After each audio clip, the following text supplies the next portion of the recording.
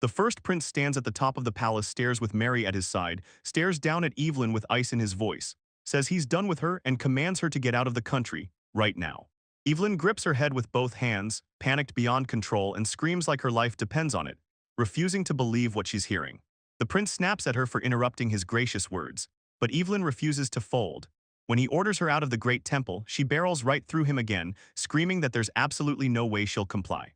She snaps his name like a warning, clocking that he's trying to kick her out of the country for good, and her world spins as rage takes over. She shrieks she can't believe it and brands him as the absolute worst. Her desperation screams from every breath, because that massive temple has been her home since she was just 5 years old. Losing patience, the prince snaps at her to shut up and listen, then swears he'll make her hear him, no matter what she wants. Staring straight at her, he demands to know if she's realized it herself, how lately she can't even focus on her prayers until sunset the way she used to. Evelyn jerks back because she knows he's right, and he presses on, saying her magic is fading day by day. So that means her days as a saint are already numbered. She's losing her qualification for good. Then he declares that Mary will step in as the next saint in Evelyn's place, and he acts like nobody could possibly object.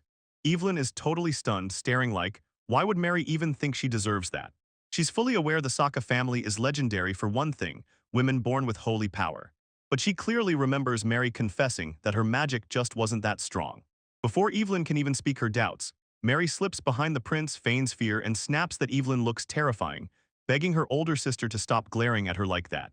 Mary snaps onto the prince like glue, plays the poor helpless victim, and begs him to save her from her terrifying sister. So the prince doesn't even hesitate and instead scolds Evelyn for scaring her, then reassures Mary that he'll protect her, because she's the one woman he loves. Then his face hardens and he tells Mary, from this day on, you'll protect the country as the new saint. Mary flips on her sweet innocent act, saying she has no clue what Evelyn could possibly be mad about, leaving Evelyn completely stunned. As Mary squeals about how much she loves Alex, Evelyn just watches it all unfold, and thinks this feels like a badly written joke. But the prince isn't done. He rips into Evelyn, calling her a pitiful old maid with magic that's gone, and snarls that she's only jealous of her younger, superior sister. Evelyn seethes inside, stunned that the prince is pretending to be the innocent victim when he's the one who cheated with Mary and then cut their engagement. At 28, she finally has to admit she's technically past the so-called prime age to marry on Mary. But it was never going to happen as long as no successor saint had been chosen. She still tastes that bitter truth. During their engagement, he never once laid a hand on her. And honestly, she didn't even feel that strongly about him anyway. But since royal engagements with saints are almost never wiped away, everyone around her has been tiptoeing ever since, treating her like fragile glass. Evelyn spirals into a brutal crisis, convinced she's lost her purpose, and then Mary cuts in with a snide, over-the-top show of pity, calling her poor sister and rubbing it in that she'll live alone and miserable from now on, while the prince just praises Mary. Evelyn praises her for showing kindness toward her sister, then snaps, this whole act has gone too far. With a calm, polite smile, she excuses herself and storms out. But as she strides away from the castle, the prince's cruelty, calling her useless and an old maid, keeps pounding in her head. Outside the palace, Evelyn is totally stranded. She even thinks about running back to her parents' home for now, then instantly realizes the real problem. Rasta's capital stretches so huge it's unreal, towering over everything with colossal landmarks like the Great Temple and the Grand Academies. She's been gone from home since she was 23 years ago, and this city stretches out like a maze she can't possibly conquer. She's got zero clue where she's headed, stuck making the decision in a blur, so she grabs her only option and stops a woman lugging grocery bags. He politely asks the locals for directions to the softer residence, making it clear that this is the saint's family home. Her face lights up the second she sees Evelyn, like she's just been handed another fan at the saint's birthplace, and she starts gushing right away about how wildly famous the saint is. She steps away and Evelyn freezes for a second, until it clicks. Since her face has never been shown to the public, the woman has zero clue who Evelyn really is. The woman bursts into laughter and tells Evelyn that anyone who thinks they'll get something special if they find the real saint is about to get wrecked, because it's not what they expect. She scoots in closer, drops her voice, and starts whispering that the Sokka family is supposedly packed with misers who slap people with an insane fee just to wander through the place. Evelyn just forces a nod, stuck in that awkward, can't say anything else moment. Then the woman fires off a question. Did Evelyn come to the capital alone just to have fun? And she instantly snaps a warning in her ear, watch yourself, because some men have been keeping their eyes on her. Then she finally blurts out the directions, straight down the main street, while Evelyn turns and walks away. Irritation boils inside her as they treat her like some naive kid, and she snaps, she's turning 28 this year. Evelyn suddenly stops dead in her tracks in front of this gigantic, way too flashy estate, her palms slick as panic spikes, because she's convinced everyone staring will label her a total country bumpkin. Then the story in her head kicks in. The Sakas have been birthing saints for generations, and because of that legacy, the king granted them a holy peerage, so they could raise this massive mansion in the capital and live like royalty. Staring at the estate, Evelyn feels her stomach drop, because nothing about it matches the place she remembers from when she lived here. It was never this extravagant. She strides into the courtyard, halts right in front of the statue and freezes as the plaque reads, Evelyn Safka, 17th Saint. Confusion hits her hard because the carving doesn't look like her at all. It looks far more like Mary ***. She figures, since me and Mary have different moms, we can't possibly look alike. Yet the logic only makes her confusion hit harder, and right nearby, tourists casually drop the bombshell that the family charges a steep fee just to see the statue. Suddenly, it all snaps into place. Evelyn realizes her father and stepmother are using her name and status to fill their own pockets. Right then, a huge man lunges up from behind her and shouts to her face. The man slams down his demand for 5 silver coins. Right then, right there, and Evelyn instantly realizes it's her biological father. Father even bigger than she remembers, but there's no way to miss it, this is him. He tells her the commemorative photo with the statue will cost extra, and when Evelyn doesn't answer, he snaps. He's already said the price and she can't act like she didn't hear him. Then he lays it out. It's the standard viewing fee for the statue and the mansion, and right after that, a woman shows up. She throws on a dramatic performance and starts whining that this mess puts her in a tight spot, then turns to Evelyn like she's the customer and demands full payment, only for Evelyn to instantly clock her as her own stepmother. The stepmother suddenly turns into a used car salesman, insisting that 5 silver coins is a steal if they want to see the house where St. Evelyn was raised. Then she can't stop bragging about all the exhibits waiting inside, including those so-called mud dumplings Evelyn made, and even the bed sheets from the very first time she wet the bed. That's the breaking point. Evelyn erupts into a scream and bolts from the mansion. And as she runs, she can't stop thinking, bitter and certain, that she should have known better than to hope for anything at all. She can't shake the shame of it, 20 years of being left behind, then still foolishly waiting for people who never even clocked who she was in the first place, while guards are shouting at her behind her for trespassing, and that's when everything kicks off later. Once she's finally safe and out of danger, Evelyn slaps her own cheeks, berates herself for being an idiot, and then tells herself she can't collapse into despair until reality hits like a wrecking ball. She has 0 money. She remembers the adventure tales she devoured at the temple, where heroes and princesses could crash at the ends like it was nothing. Then it hits her. Those stories always dodge the part where money actually matters. She always stared at that heroic knight and gentle healing princess, and couldn't help but admire them. She tries to say it, but right then her stomach growls like a furnace. She's regretting skipping a second bowl of soup at breakfast. She starts cooking up wild ideas to make money fast. Her ace is the saint's prayer ritual, but now that Mary has officially been crowned the saint, that whole option is dead. He decides the ritual isn't for spare change at all. It's meant to chase away my asthma and keep national peace standing strong. The only power she can think of is her healing magic, and once she remembers how rare healers are, she stops doubting herself and decides this is exactly her path. She steels herself, fully convinced that even with her powers drained, she'll never fold to some run-of-the-mill healer. Evelyn digs deep, clenches her fists, and steels herself. This has to work, then strides through the streets shouting to anyone nearby, "Are you hurt? Is anyone injured?" But her excitement dies the second she looks up and sees the streets are totally empty. Panic crashes over her as she spirals, wondering how she's even supposed to survive if there's no one left to heal her, world peace or not. Bitter thoughts hit hard. Peace sounds great, but right now it feels like it'll let her starve to death, and her stomach grumbles again like the world's worst reminder. Right when despair starts to swallow her, she spots someone nearby and catches a faint sound of pain. A child shuffles alone down a cramped alley, looking ice cold to the bone, and every step makes it look like he's dragging one leg.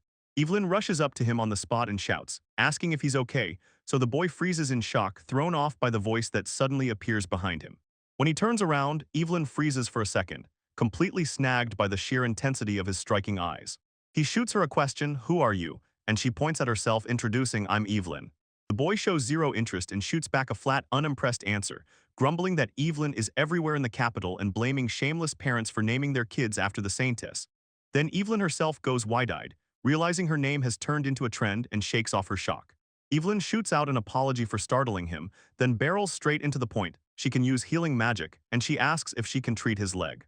At that, the boy's face snaps dark with anger. He tells her straight up that if she's messing around, it's cruel and just plain inappropriate. He leans in and tells her healing magic is almost non-existent, Most of the rare folks who have it end up serving nobles or rich clients. Then he snaps, glares at her, and accuses her of trying to scam a kid who obviously has nothing to give. Evelyn is left totally baffled by his sudden hostility, so she leans in for a closer look, and there it is. Filthy clothes, painfully thin bones, and it hits like a tragedy right there, with that dazzling royal palace practically at her fingertips. Even so, Evelyn refuses to give up. She knows she has to survive too. With a shaky voice, she asks if she can get paid for the healing she's willing to do.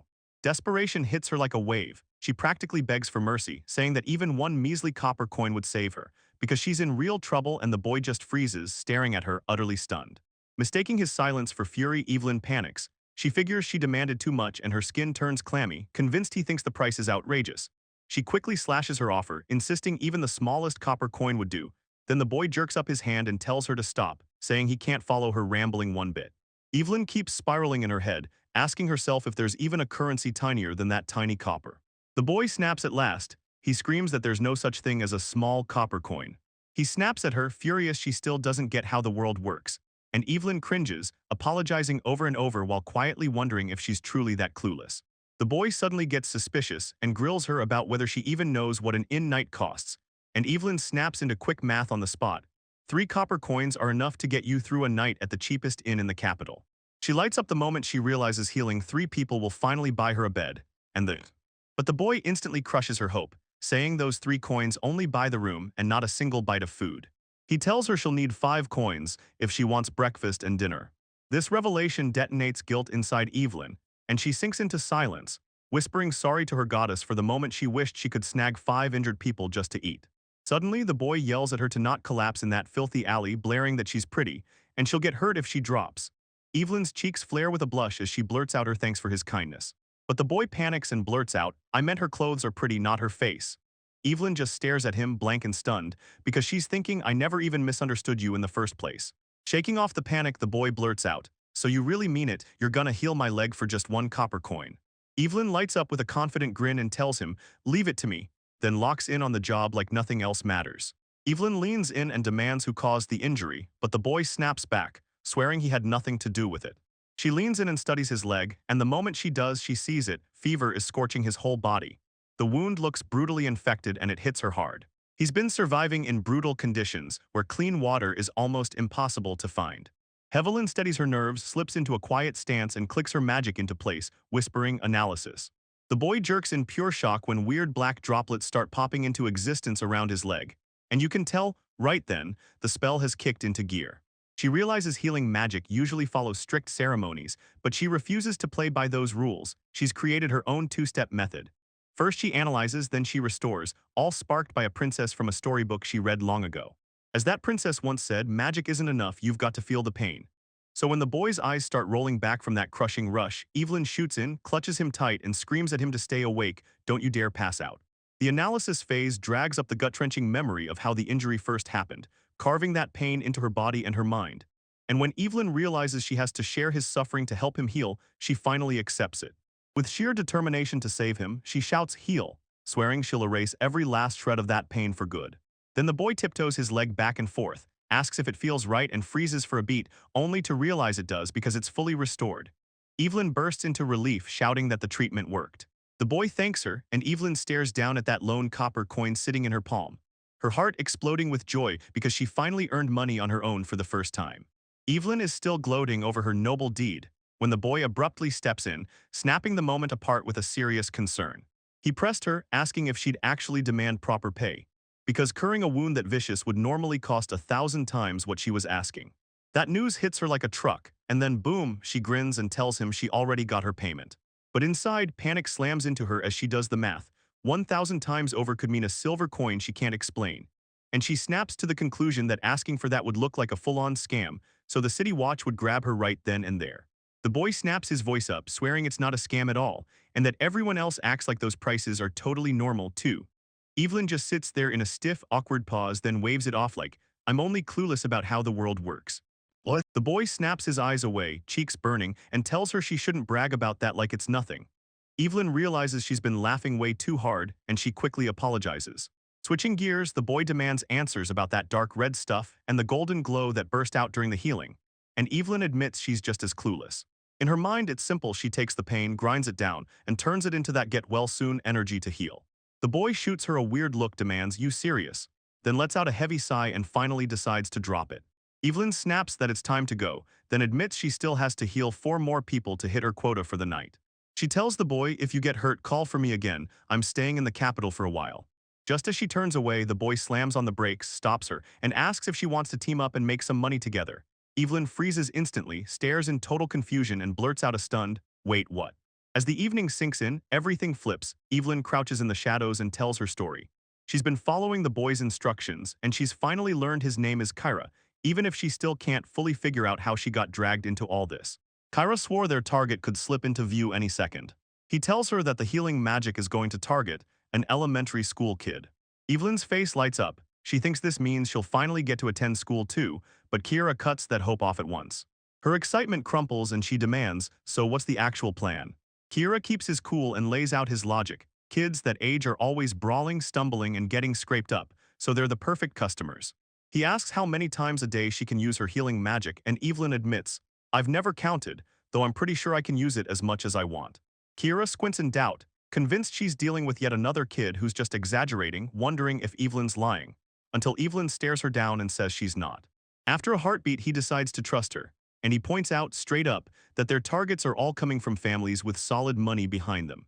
Money in hand, he tells her to charge 3 copper coins this time. Evelyn's immediately spirals into panic, convinced 3 coins is fraud and that she's about to get arrested.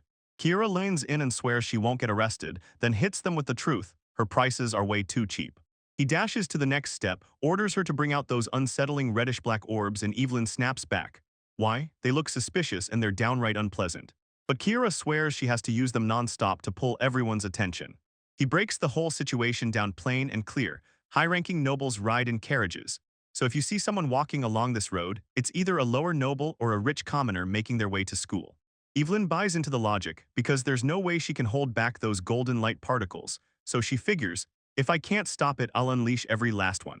Kyra orders her to zero in on a target, someone strolling alone if possible, and Evelyn can't stop gushing. Odd that he's so tiny while somehow knowing everything about the world. Kyra's face tightens at the small jab, but she snaps back into focus fast, telling her for now she just has to practice, talk to someone even if it's awkward. Right away, a schoolboy pops into view down the street, and Evelyn locks eyes on him. Evelyn steps closer, and that boy just stares back with pure suspicion. She tells herself she can't back out now, awkwardly greets him, and then shoves her way through her sales pit. She says, "If you want, I'll touch the spots that hurt." And before he can even react, her words go wild. She's talking about pressing everywhere as hard as she can until he's overwhelmed with pleasure. She keeps hammering the same words with creepy excitement, then ends it by demanding money in return. The whole exchange screams not okay, and Kyra completely snaps. He barrels into her and yells that she's an idiot, demanding she answer him, while Evelyn just stares back, totally lost.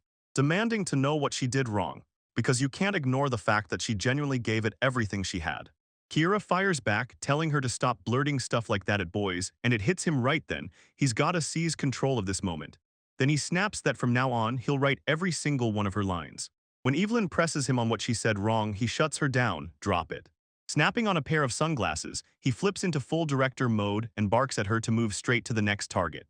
Evelyn readies herself for a second shot, refusing to fail this time, and when she spots a girl walking alone, she switches plans and goes full dramatic. She steps in and tells the girl straight up, "You look like you're drowning in pain, crushed by exhaustion and barely holding on." She keeps forcing herself to go again, every single day, and that's when the girl freezes in pure confusion and blurts out, "Who the heck is Evelyn?" Evelyn pauses on purpose, letting the tension roar, then strikes a dramatic pose and announces she's a healing angel, sent by God to walk among us. And beside her, Kyra shouts through a megaphone, coaching her to preach compassion while she gently pulls the target into her world and keeps the whole thing wrapped in mystery. The plan hits exactly like he expected. Injured kids start popping up one after another. Later, Evelyn explains she pulled off near-total healings, and only a few bolted after they got suspicious, which she calls a lucky break because they still have rent to pay. It becomes crystal clear. Her magic is on a whole different level because she can mend cavities, knock out colds, and even sharpen blurry eyesight like it never was. Kyra claims these are feats no saint in history has ever managed to pull off. 2 hours fly by, and Kyra's business plan absolutely crushes it.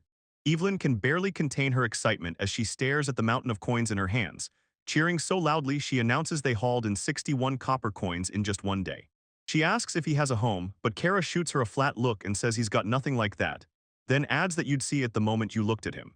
Evelyn flat out ignores his tone and announces they're staying at the inn together, and Kira instantly panics and blurts that she's the one who earned the money, only for Evelyn to shut that down and insist she won't take the credit, then tells him straight that they only pulled in any cash because of his instructions, so he's the one who deserves the bigger share. Kara shoots a glance at his shabby clothes and mutters that there's no way anyone in the capital would let a dirty kid like him through the front door. And before he can spiral, Evelyn grabs the lead and tells him they're hitting the public bathhouse first, because they've got more than enough money to pay for it.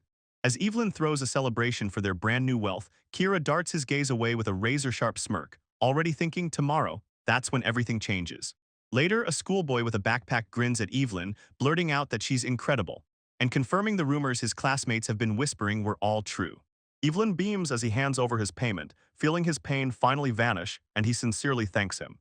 As soon as the boy slips out, Evelyn whips around to Kira and erupts with joy, telling her they just pulled off another huge win.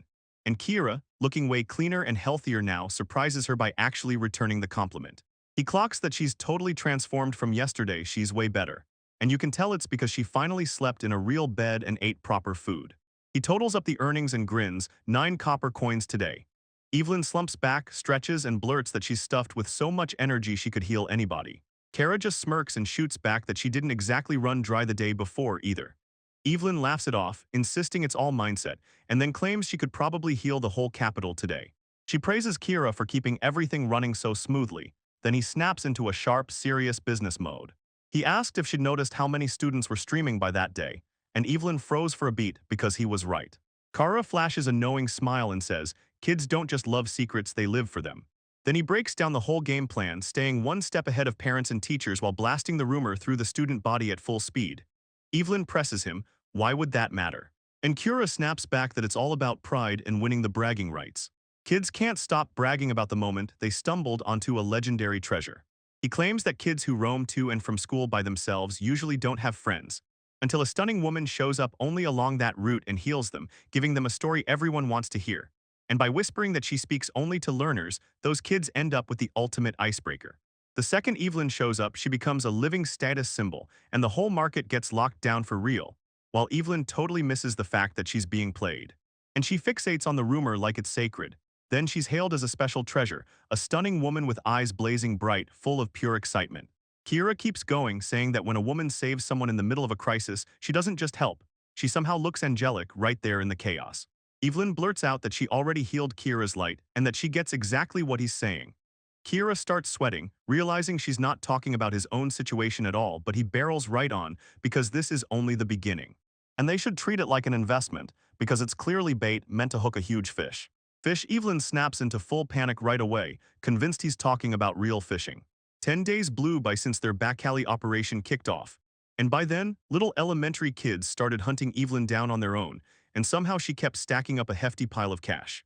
While the nearby students buzzed with excitement, they couldn't stop whispering about the infamous angel of the back alley. Evelyn sinks into her own thoughts, mind drifting to whether she should pitch putting on the dinner menu next time. Right then, boom, the narration makes it clear, the incident is starting. Evelyn jerks her head up and locks eyes with a familiar face in the crowd. She spots Kane right away, the same young boy whose hangnail she fixed just yesterday. Kira hurls himself in at once, and when he asks what's wrong, Kane looks absolutely rattled, then finally manages to choke out the truth. His older brother is badly injured. Evelyn doesn't waste a single heartbeat. She snaps at him to take her to his brother right now. Kane freezes, looks totally lost, and asks if she's sure, because he thought Miss Angel lived back in that alley, and then Evelyn snaps in fast, clearing it up before the confusion can stick. Explaining that she only shows up there and doesn't actually live in the alley, Kira nearby just turns away with a quiet smirk thinking, man, we finally reeled in something big. In the rocking carriage, Evelyn asks Kira if he literally meant a fish, totally missing the metaphor he dropped earlier, and Kira just shrugs, saying any interpretation that makes sense to her works. Kane tells Kira that his home sits in Sem, right next to the royal capital, and Kira figures they'll hit their destination in roughly an hour. Evelyn beams with pure delight, marveling at just how effortlessly comfortable. And the carriage glides so smoothly, it's a shock compared to what she's used to. Kara blurts out that the ride feels this good only because the carriage is owned by some rich family. He then grills Kane, demanding to know why he usually walks to school when he's got access to this kind of luxury, only for Kane to get instantly flustered the second he's called a child. Kyra then leans in and tells Evelyn that just by Kane's clothes and how he carries himself, it's obvious he's a high-ranking noble. Turning back to Kane, Kira calmly pieces it together. Kane had taken the back alley on purpose the day before, once he'd heard those rumors about the angel. Still holding on to the hope that, this time, he can finally prove he has real healing abilities. Kane admits the rumors are flying like wildfire through the students, and then he finally cracks, saying he went looking for her because he truly believes she could heal his brother. Evelyn felt the danger in the air and softly asked how Kane's brother was doing. Kane tells you the Count's title only just passed to his brother from their father. Their father had set up a whole unit to wipe out monsters in their territory, and when it came time, his brother stepped in and took over the job. He tells you that miasma, poisonous gas seeping up from the earth, breeds monsters and spreads deadly sickness. For more than 20 years, their land stayed safe, until just days ago when a poisonous miasma cloud suddenly crawled in. Kane remembers his father hammering the same words over and over. Evelyn was incredible, and her prayers as the saintess were the reason the miasma stayed locked down for all those years. Kane collapses and confesses that 2 days ago his brother got bitten, right after he shielded him from the monster that crawled out of the mist. Then they dragged in a healer, but every treatment failed. Evelyn is visibly shaken, her mind racing in silence over what this new Saint Mary is about to bring. She slides a comforting hand onto Kane's shoulder and presses the truth into his bones, telling him everything's going to be okay, because she's going to save his brother no matter what. Trying to calm her nerves, Evelyn brings up her own family and admits she and her sister don't exactly see eye to eye. Kane is stunned and blurts out, "So you hate her." Evelyn races through a mental checklist of her sister's worst sins, her nasty personality, her razor-sharp tongue, her manipulative tricks, and how she always steals fiancés, then lands on the truth. She doesn't hate her. She shrugs off her reasoning, saying it's just because her sister has a beautiful face. Then Kira and Kane blow up right away, calling her out for only praising her sister's looks. Evelyn keeps going and tells Kane that sure, she's got a lot of problems with her younger sister, but her heart still cares, and that's why she's certain Kane's older brother loves him just as fiercely. Kane's hard edge melts as her words hit home, and he admits he knows his brother really does care. Seeing Kane still down in the dumps, Evelyn leans in and tells him, "Don't fake that smile." She explains that if he acts sad, it's just going to crush his brother even more. Inside, she steels her nerves, reminding herself, she used to be a saint, so now she has to own every bit of this responsibility. Suddenly, it hits her, she never even introduced their third member. She points at the boy next to her and blurts out that Kira is her very first friend, only for Kira to snap with sharp irritation and total confusion at the title. But Evelyn shuts him down and goes straight for it. She urges Kane to talk to him, insisting that Kyra might bark back rough, but he's secretly a sweet, kind boy. Then they finally roll up to the mansion. The maids immediately rushed in to greet them, sweeping open the door and calling Evelyn Angel Lady with perfect respect. Before anyone can even react, the staff is already buzzing because she fixed one of their hangnails earlier and totally missed how intense the moment is, so Evelyn just nods like, "Yeah, hangnails really hurt if you leave them alone." They're guided into a bedroom, and Kane barrels forward, shouting his brother's name with pure panic. Evelyn trails right behind her. Then the second she steps into the room, her face tightens with steel, and a foul miasma clings to the air like a curse. Kane's brother is sprawled in bed, looking utterly broken, and Kane snaps that these aren't normal injuries. Monsters tore into him, and the fight left him soaked in miasma. The maids blink in confusion and demand who these kids are, then one of them gasps, because she instantly recognizes Evelyn as the rumored hangnail angel. While everyone screams behind her, Evelyn strides to the bedside, reaches out over the injured man, and fires up her analysis skill to read exactly what's wrong with him. The instant the skill hits, the miasma suddenly shows itself, spreading into grotesque black clumps that slither all through the room. A maid shrieks in pure panic and Evelyn just watches, cool as ice, admitting it's definitely unsettling, while Kira stands right there with his arms crossed, pretending he's totally unfazed and swearing it's not creepy at all. With the chaos drowned out, Evelyn sharpens her focus and uses her magic to zero in on the Count's exact suffering. Inside the surge of magic, Evelyn sees it all. She feels the agony of a man who fights with everything he has, risking his life just to stop a monster from hurting anyone else. Pride roars in him, but guilt and frustration crash right behind it because he gets injured. And when she finally understands how kind and selfless he really is, Evelyn knows one simple fix won't cut it. She starts to cast heal, then stops cold, thinking, is that really enough to save him? So she clenches her resolve, goes all in, and switches plans. She decides to override his pain itself and smash the miasma straight at the source. She doesn't use some cheap little spell. Evelyn unleashes Cure, a far stronger, high-level magic, and a blinding burst of light detonates through the room. As the blinding light fades and the dust-like particles drift down, the maids and kids freeze, staring in total stunned silence. Kane hunches forward and shields his eyes, then yells, "What the hell was that blinding light?" Evelyn takes the patient's hand with a soft grip, then steadies everyone with a calm, confident promise. The injuries are gone. The Count cracks his eyes open, looking fully renewed, then stares at Evelyn like she's a miracle, praises her beauty, and blurts that he wants to marry her. Evelyn just gasps in shock as the whole mood snaps, leaving Kane. And both of them are stuck staring, stunned as the whole thing explodes out of control in seconds. Next, the story yanks us back to the day after Evelyn was banished, inside the Grand Temple. The High Priest is in pure panic, pounding the air as he rages at Alex, the first prince, and shouting that he should die, demanding to know how Alex dared to do what he did. Alex crumples to the floor, soaked in sweat, trembling as he demands what the High Priest is talking about, then panics, reminding him he's the first prince and the top noble by rank. The High Priest acts like his rank doesn't matter at all. He barrels through the room swinging his staff and screaming at Alex to die, chasing him around until... Right then, two nobles storm in. Second Prince Igna, dark-haired, snaps a call to his brother, while third Prince Oz, lighter-haired, glares at Alex in pure disappointment and tells him straight up that even they can't clean up this mistake. Igna glares down and says it'd be way kinder if the High Priest just killed Alex right there. But Alex snaps into panic and blurts, "Wait, what are you even talking about?" Igna hits him with the cold truth. Alex exiled someone more important than the king himself, and he says kings can be swapped out anytime, but you can't duplicate the same test. He leans in and tells Alex the truth. This holy kingdom doesn't exist without the saintess. Oz presses harder, firing the question, who does Alex think is out there smothering the miasma, and who's praying every single day for everyone's safety? Alex stammers, swearing it'll all be fine as soon as Mary becomes the new saint. Oz tells them, "Don't worry, you'll see Mary's real talent any moment now." Then he lands the final blow, saying nobody in the whole country even remembers Alex's face, while everyone worships St. Evelyn instead. And the only people across the whole nation who genuinely can't stand Evelyn are Alex, Sam, and Mary. Oz lunges at his older brother, snarling that Alex basically handed Mary the title of saintess just because she begged for it, while he personally chased off the real one. Then Oz speaks in a cold, bitter voice. "The kingdom is doomed to be swallowed by miasma and wiped out, so tell me, how does it feel to be the idiot who destroyed his own world?" Igna barrels in and orders Oz to stop, and Alex, totally clueless, breaks into a grin, convinced Igna's coming to defend him.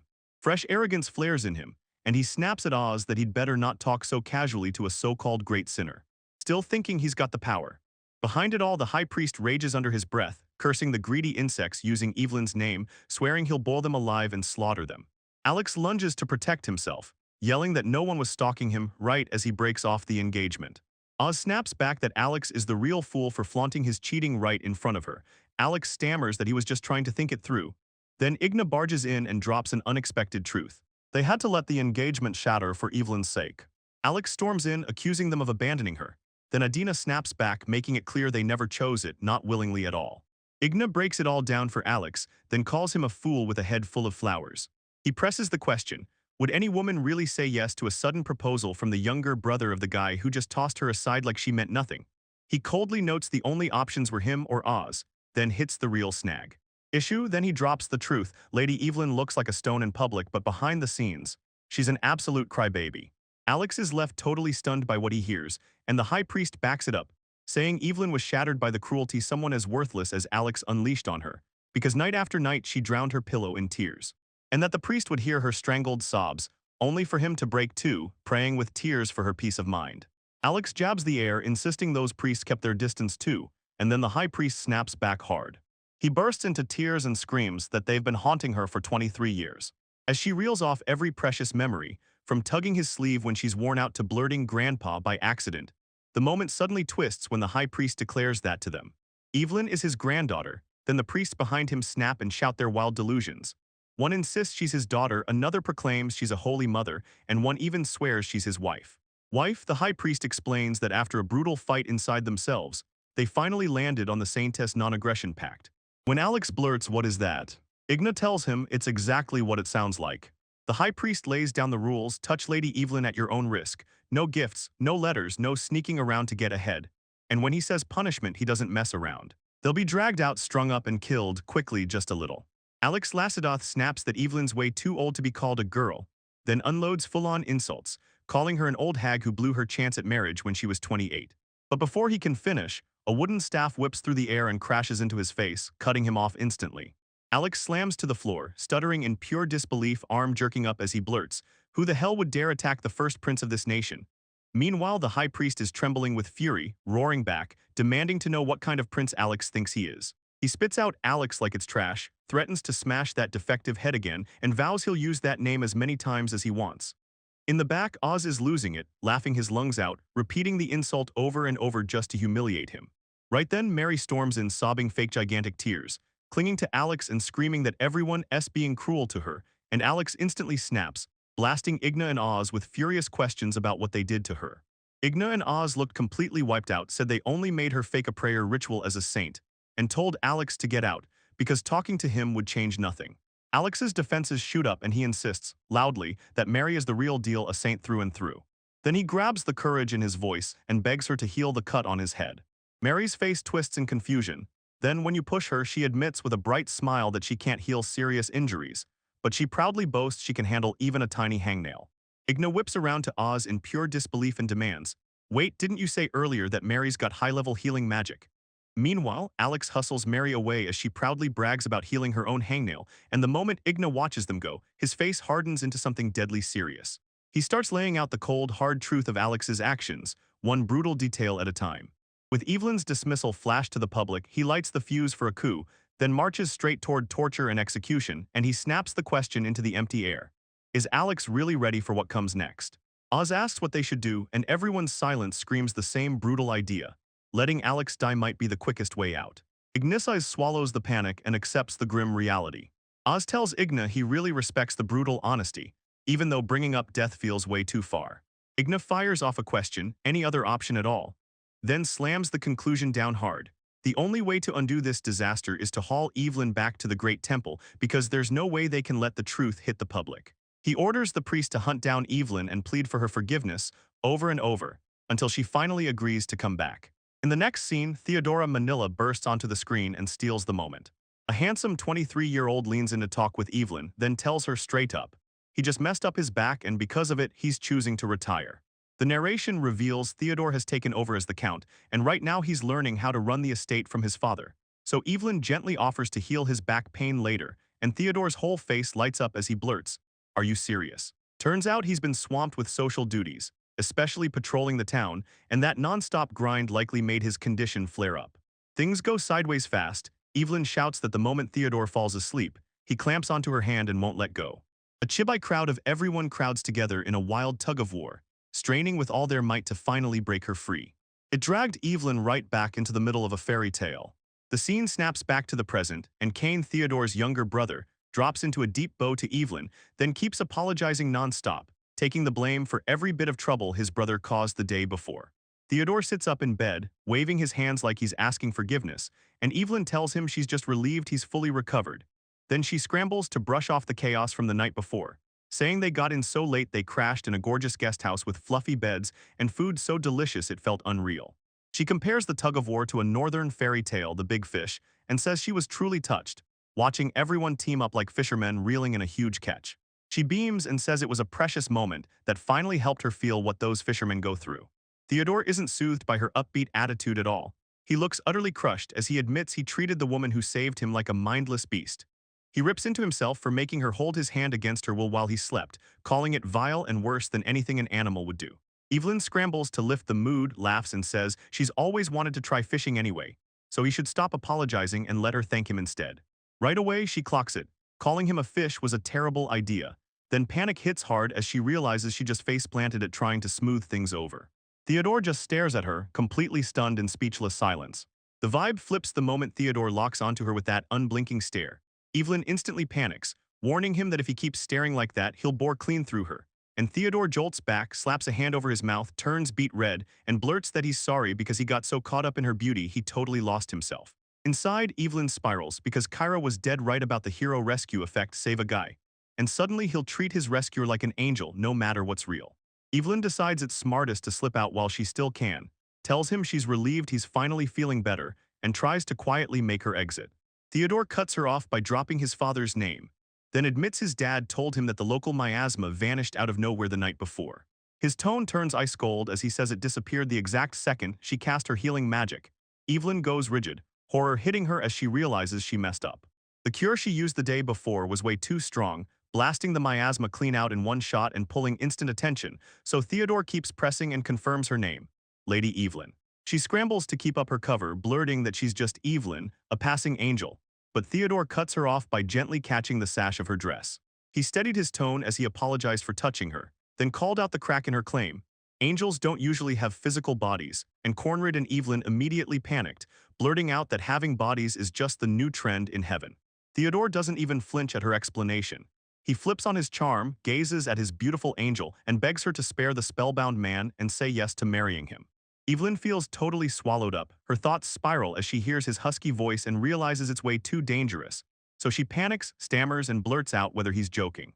Theodore digs in his heels, leans in with that deadly serious stare, and admits, straight up, that he's not playing around at all because he's so bad at humor he wouldn't even know how to pull off a joke like that.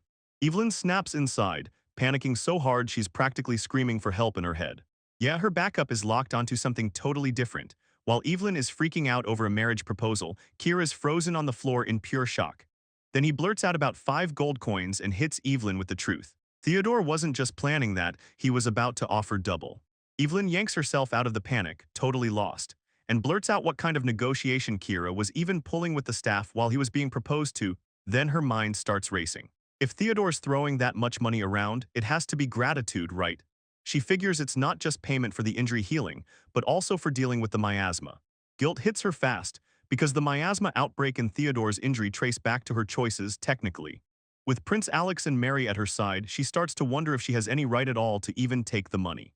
Kyra slices right through Evelyn's spiraling thoughts, calling out how secretive she's been about her past, then pressing hard with the one question: why is she scrambling so desperately to earn money?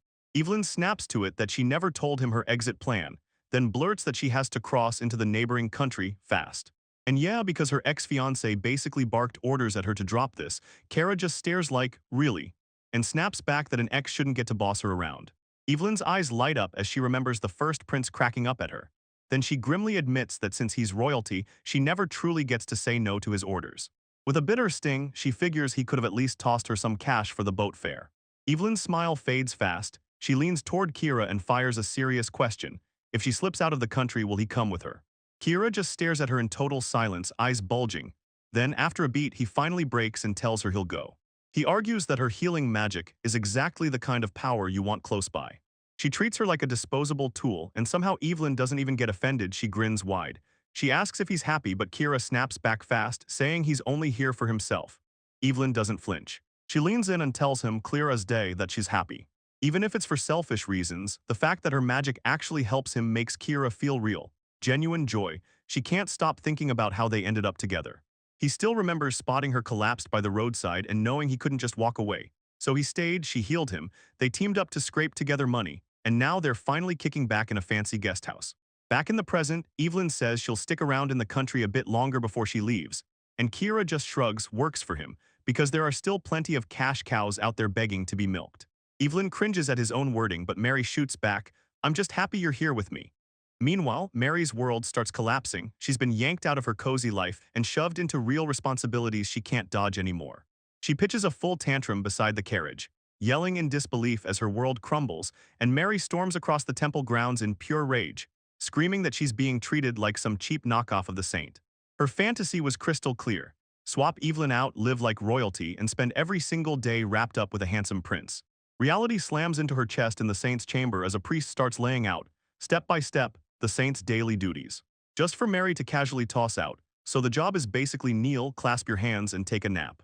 The priest locks eyes with her, stunned, and then bluntly swears he's dead serious. Before the minute even ticks over, Mary tries to bolt, flicks her hand like it's nothing, and declares the prayer ritual is already done. Back at the temple, things go from bad to worse. An exhausted priest practically pleads with her, admits he can't feel a single trace of any magical wavelength, and begs her to try again. Man, he reminds her that it was her own mouth that swore she'd replace Lady Evelyn, so Mary shuts him down cold. She kept grumbling that she was done, and even after all that harassment, Lord Alex told her to go home, she couldn't stop whining. She bolts out right away and sprints back to her parents' place, yelling for her father at the top of her lungs. Then he just stares in shock, stunned to see her, and blurts out, "Why are you here?" Her stepmother looks just as baffled, then blurts out that starting today, Mary has to move into the Great Temple, because they're calling her the saint. Mary scrambles for an excuse as her stepmother starts to ask how her day went, then snaps it back, convinced it's pointless. Mary thinks she doesn't need to ask because if Mary can heal a hangnail, then banishing deadly miasma must have been a walk in the park. Mary freezes for half a second, then dives headfirst into the lie. She swears that right before she left, Evelyn poisoned the priest with rumors, insisting Mary had no talent, and the moment her stepmother hears it, fury erupts and she tears into a full-blown rage. Her father spots the contradiction right away and calls out the lie. Mary swore she cleared the place out before driving Evelyn away. So Evelyn never should have been able to talk to a single soul. Mary shoves his logic aside and clings to the memory of priests spitting insults, which of envy, she deserved to burn, so she snaps and decides the religious leaders are dead weight. She vows to cut them out completely, then storms forward with a promise. She'll make the common people recognize her instead. And once everyone sees just how incredible she is, they'll crown her the real saint. In her head it's crystal clear. Since she's a Sokka, if Slowpoke Evelyn can pull off the ritual to banish miasma, then she can too, so she steps right up in front of the citizens and prays. Her dad's totally baffled, while her stepmom is already beaming and yelling that it's a commemorative parade. Mary snaps that she can't trust the real priests because Evelyn supposedly told them not to help, yet it's another filthy lie. And her father brushes the whole idea off as pure stupidity. But Mary shuts him down cold and orders the house servants to fake being priests instead. Her stepmother snaps right into praise, declaring the whole idea genius, and she swears they'll just stitch outfits that look like holy vestments, then have the servants wear them because no one will ever spot the difference. Mary even chips in, complimenting her mother's sharp thinking. And then she storms in and orders her father to tell the scene, right then and there, about the stress that's about to hit. Mary blares that she's the one true saintess, while a quiet servant in the shadows spirals into a shaky existential panic, feeling in her bones that this whole plan is wrong. 10 days later, the so-called new saint is finally set to blow everyone's minds with her debut. And Mary is furious because she swears the seamstress took way too long. She's been held back for ages, but once she finally launches, her parents go wild, cheering like they've lost their minds over every single win. She storms through the town's streets, flanked by servants in fake holy robes. When she spots a huge crowd up ahead, she's convinced everything is lining up exactly as it should. As she gets closer, the air suddenly feels wrong. Right in the square, a bard is belting a song about Evelyn, the saint of fertility who drives darkness away, and the moment Mary hears it, fury flashes in her eyes as she snaps orders to her subordinates to tear that nuisance down at once. The guards yank the bar out of the way and shove the crowd into dead silence, right as the square finally goes quiet. Mary steps forward wearing a rehearsed smile and introduces herself to the bewildered townspeople like, "I'm Mary of the Safka family." She steps onto the platform like she owns the spotlight, ready for everyone to stare. Then she calmly says the announcement might hit hard before dropping the bomb. She's been picked as the new Sintas. The crowd goes stone still, not a single breath. Yet Mary misreads it completely, thinking they're dazzled by her alone. With a confident grin, she declares she'll show off her power and orders everyone to keep their eyes peeled, determined to carve this rare honor into their memories. She totally throws decorum out the window and blurts that the prayer ritual is starting, right now, to wipe out the miasma. She savors every second, fully certain the whole room is hooked. When she's done, Mary leans in and asks what they thought, ready to bask in praise. But the crowd turns dead quiet and murmurs ripple through the air instead. Someone blurts out that she's giving off the worst vibes imaginable. While someone else spots her face on the statue at the Sokka estate, the whispers explode through the crowd in seconds. One person swears they heard Evelyn had a half-sister, while someone else brings up the scorching scandal, how the Holy Duke remarried before the ink on his first wife's mourning was even dry. Mary tries to muscle her way into the story, claiming it's only natural they recognize her because she's Evelyn's younger sister, but the crowd won't bite. People start snapping the pieces together, whispering that her mother was just a mistress while the first wife was still alive, then sneer that Mary is the miser's daughter. It gets worse fast when a sharp-eyed watcher spots it. The holy staff she's clutching is peeling, and the mask starts cracking. Mary finally breaks. She screams at them to shut up and go silent. He kept demanding to know what was wrong with them, swore she was the new saint, and accused them of nothing but endless whining. Seeing only disgust staring back at her, Mary snaps. She yells that they're already beyond saving, and then she drops the truth. Evelyn isn't even around anymore. Mary claims Lord Alex tossed Evelyn aside the moment her powers started failing, and that's exactly why Evelyn got kicked out of the Great Temple. Believing this proof will finally make everyone turn around and accept her, Mary smudgely pushes the story like it'll break the crowd into submission. Her plan crumples on the spot. Mary freezes, completely baffled as the crowd turns on her, glaring with burning hatred. Right out of nowhere, garbage barrels flew and slammed into her face. She gasped, choked on the mess, and staggered, totally disoriented. Just as she starts to catch her breath, armed officials storm into the square, jab their weapons at her, and bark orders to drag away the saint who's really a sinner. Mary's eyes go wide, she can't believe any of this. Then everything detonates, the guards slam in, grab her, and hurl her into the fountain. Cold water soaks her as she yells at the top of her lungs, insisting this is impossible, fighting back as she desperately screams that she's the real saintess while they drag her away. Up front, a young man with short hair and earrings just stares at the whole spectacle, face deadpan and completely unimpressed. It's the morning of Evelyn's third day at the Manhwa estate, like the calm before everything explodes. She steps outside in a gorgeous dress, then tells Theodore she can't wait to spend the day with him. Theodore smiles back politely, saying, "The pleasure is mine." Back in the present, this outing happened because Evelyn made him a promise the day before. She'd show him around her whole domain. Theodore flips on his charm instantly, telling her she's beautiful and swearing he could admire her forever. Evelyn fires back a compliment, saying Theodore looks insanely handsome too, and Theodore ups the drama, insisting she's so dazzling he'll go blind just staring at her. Evelyn tries to nudge everything forward and asks if it's time to leave, but then she stalls mid-decision. Just when she realizes she has zero clue how to get on that horse, the thought barely clicks. Then Theodore sweeps in and lifts her up with effortless ease. His ride is so smooth she doesn't even catch what's happening until she's already seated. Then Evelyn looks down from the horse and thanks him, and the Vador just grins that it has to be true. She's an angel. And when she calls him a flatterer, he snaps back and insists he wasn't praising her. He was just saying she's as light as a feather. As they ride out, Theodora eyes the breeze and says it feels amazing. Evelyn nods, lets her shoulders drop, and grins because the warm sunshine is so calming she swears she could doze off right in the saddle. Theodore leans in, mutters under his breath, and admits he was so fired up for his outing with Lady Evelyn that he barely got any sleep the night before. He suddenly gets what he just said and panics, asking if she heard him, and Evelyn, cheerful as ever, says, "Yeah," because being right next to him means she absolutely did, then goes on to point out that he can't sleep because of the date. Then she blurts out, no hesitation, "So what is a date exactly?"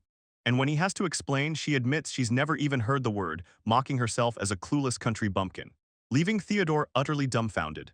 Theodore breaks it down. A date is when a man and a woman who are close hang out alone together. Then Evelyn panics instantly, staring at the fact they'd only known each other for 3 days. Like yesterday barely even happened because they didn't talk at all. Theodore awkwardly admits she's right, and then Evelyn shoots back with an apology, saying she didn't mean to blow up, she was just completely overwhelmed. She admits Theodore is only the second friend she's ever made in her whole life, and she's over the moon that he sees her as someone close. Theodore can't let one line of what she said go. He steps closer like it's an emergency, eyes sharpening with sharp jealousy, and he cuts straight through everything to demand if her first friend is actually a man. Evelyn can only freeze and stare at him, cheeks blazing red, totally flustered by how fast his whole vibe flips. As Theodora snaps the clues together, it hits him. Kira is that young boy Evelyn mentioned, so her first friend isn't a romantic rival at all. Relief hits him hard for a split second. Then his mind spirals again and he starts doing the math. If they went out together every single day, it'd stack up to about 10 outings. His relief snaps into jealousy, and he leans so far off his horse that it's dangerous, demanding details while completely brushing off his servant's frantic screams that he's about to fall. Evelyn scrambles to explain they only slipped out around the capital, but Theodore's trapped in his own head, so he won't hear a word. When Theodore finally settles down, he tells Evelyn it's amazing she had a friend like that, only for her to shrug and say the boy always seemed on the go. Theodore shifts the conversation to the scenery around him and says a whopping 40% of the veggies shipped to the royal capital come from Sem. Then admits that every time he goes to parties in the capital, other nobles laugh at his homeland, sneering that it's nothing but a backwater town people only associate with vegetables. Evelyn snaps up in his defense, puffing out her chest as she roars that anyone who dares mock this land will be punished by the gods for not getting how priceless the food grown here truly is. Theodore is stunned, then he turns and thanks her with real sincerity, telling her that hearing her praise his town fills him with real joy. Evelyn's cheeks flare as she stammers through her blush, soaking up his heartfelt gratitude. Staring at Theodora's dazzling smile makes Evelyn's skin crawl with nerves. She yanks her gaze away before her heart completely melts.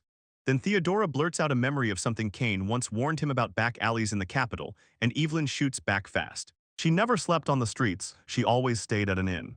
Theodore lets out a huge breath of relief, saying there's no way it's safe for a young, beautiful woman to be out there with no shelter. Evelyn's chest tightens as the comment hits, and she panics so hard she hurries to tell herself she's nothing but an old spinster.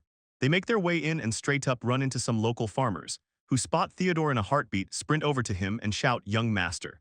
They keep celebrating, thrilled that his wounds have finally healed. But then bam, their focus snaps to Evelyn and the cheering erupts. Assuming she's his lover, he can't stop smiling, Finally, the Manila family line is locked in for good. Theodore's face flushes crimson. He snaps, cuts them off on the spot, and tells them to stop calling him young master in front of her, then clears his throat like he's done playing around. He makes a big formal introduction, Evelyn, the benefactor who saved his life with healing magic, and he orders everyone to give her the respect she's earned. Once they ride off, Theodore blurts out an apology for introducing her without permission, and Evelyn tells him she's fine, then slips in one request. She told him to drop the stiff act and start talking to her like he had just moments ago, casual, relaxed, and natural with the farmers. Goshi grins and says it'll make them feel way more like real friends.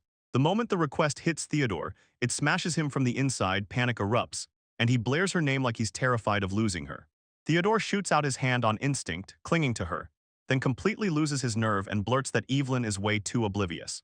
The second the words spill out of his mouth, he knows he messed up. Evelyn beams and agrees, but Theodore panics and scrambles to undo it, frantically blurting out that they'd barely even known each other, and that asking to get closer was completely out of line. He drops to his knees begging her to forget everything he just said, and Evelyn flashes a smile, telling him she's relieved he understands, while clearly reading the whole moment in a totally different way. Theodore slumps over his horse in full defeat while Evelyn scrambles to calm the awkward air around them, and the farmers nearby just stare and misread everything, laughing that the young master's got a catch so nasty it won't bite easy, like they're actually talking about fishing. Later, the two of them spread out a picnic, and Evelyn takes a bite of her sandwich. But her mind won't settle as her heart keeps thumping harder than it should, and she realizes she's more flustered sitting beside him than she's ever been.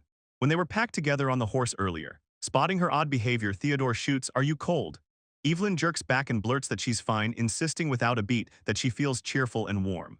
She drags her eyes off him and focuses on the food, using every bite to quiet the nerves crawling up her spine. Theodore praises the meal, then leans in and asks if she knows the names of the servants at his estate. Evelyn nods and says she does, because everyone there talks to her openly and with real kindness. Evelyn tells me that since the servant talks so freely, she's picked up tons of stories bouncing around the estate, most of them about Theodore and Kane back when they were kids. Theodore stops mid-bite, panic flashing in his eyes, and blurts out if she's talking about stories about him. Evelyn grins right back and cheerfully launches into the tale without the slightest hesitation. Incident after incident, she tells how he bolted from home with no shoes, sending Jackson sprinting to catch him, and how he once snatched a real sword, stormed outside to fight the thunder when Kane panicked, only for lightning to strike him down. Theodore's face twists with pure mortification as he blurts out, nervously wondering if he messed up back then. Then Evelyn snaps into action, trying to steer the moment away, insisting there's plenty he'd want to ask her too, and that she'd truly love to hear his side of those stories someday. But right away her smile drops and seriousness takes over as she realizes Theodore and Jackson aren't acting naive at all, loyal to the king. They've probably clocked her real identity already. And now fear bites in. If Theodore is hiding in exile from the Great Temple and he doesn't know the official truth, they could brand him a traitor on the spot. Right then she refuses to keep riding his kindness. She stiffens, bracing for him to call her out for being the exiled saint. But Theodore just stands up, locks eyes with her like a blade, and demands one last thing. "Tell me, are you St. Evelyn's replacement? Are you the next saint?" Evelyn can only lock eyes with him in stunned silence, because his conclusion is so wildly wrong it's basically impossible to process. Theodore snaps right into a heated argument with his own thoughts, insisting none of it makes sense, and then blurts his reasoning out loud piece by piece. He insists the current saint is 28, but Evelyn can't even look past 20. Then panic hits her hard because she realizes his 28 might be a little too low. Theodore goes on to say Evelyn is shockingly common. There are 56 people in Semalone who share that name. 3 of them work right out of his mansion, and Evelyn can't believe how many there are.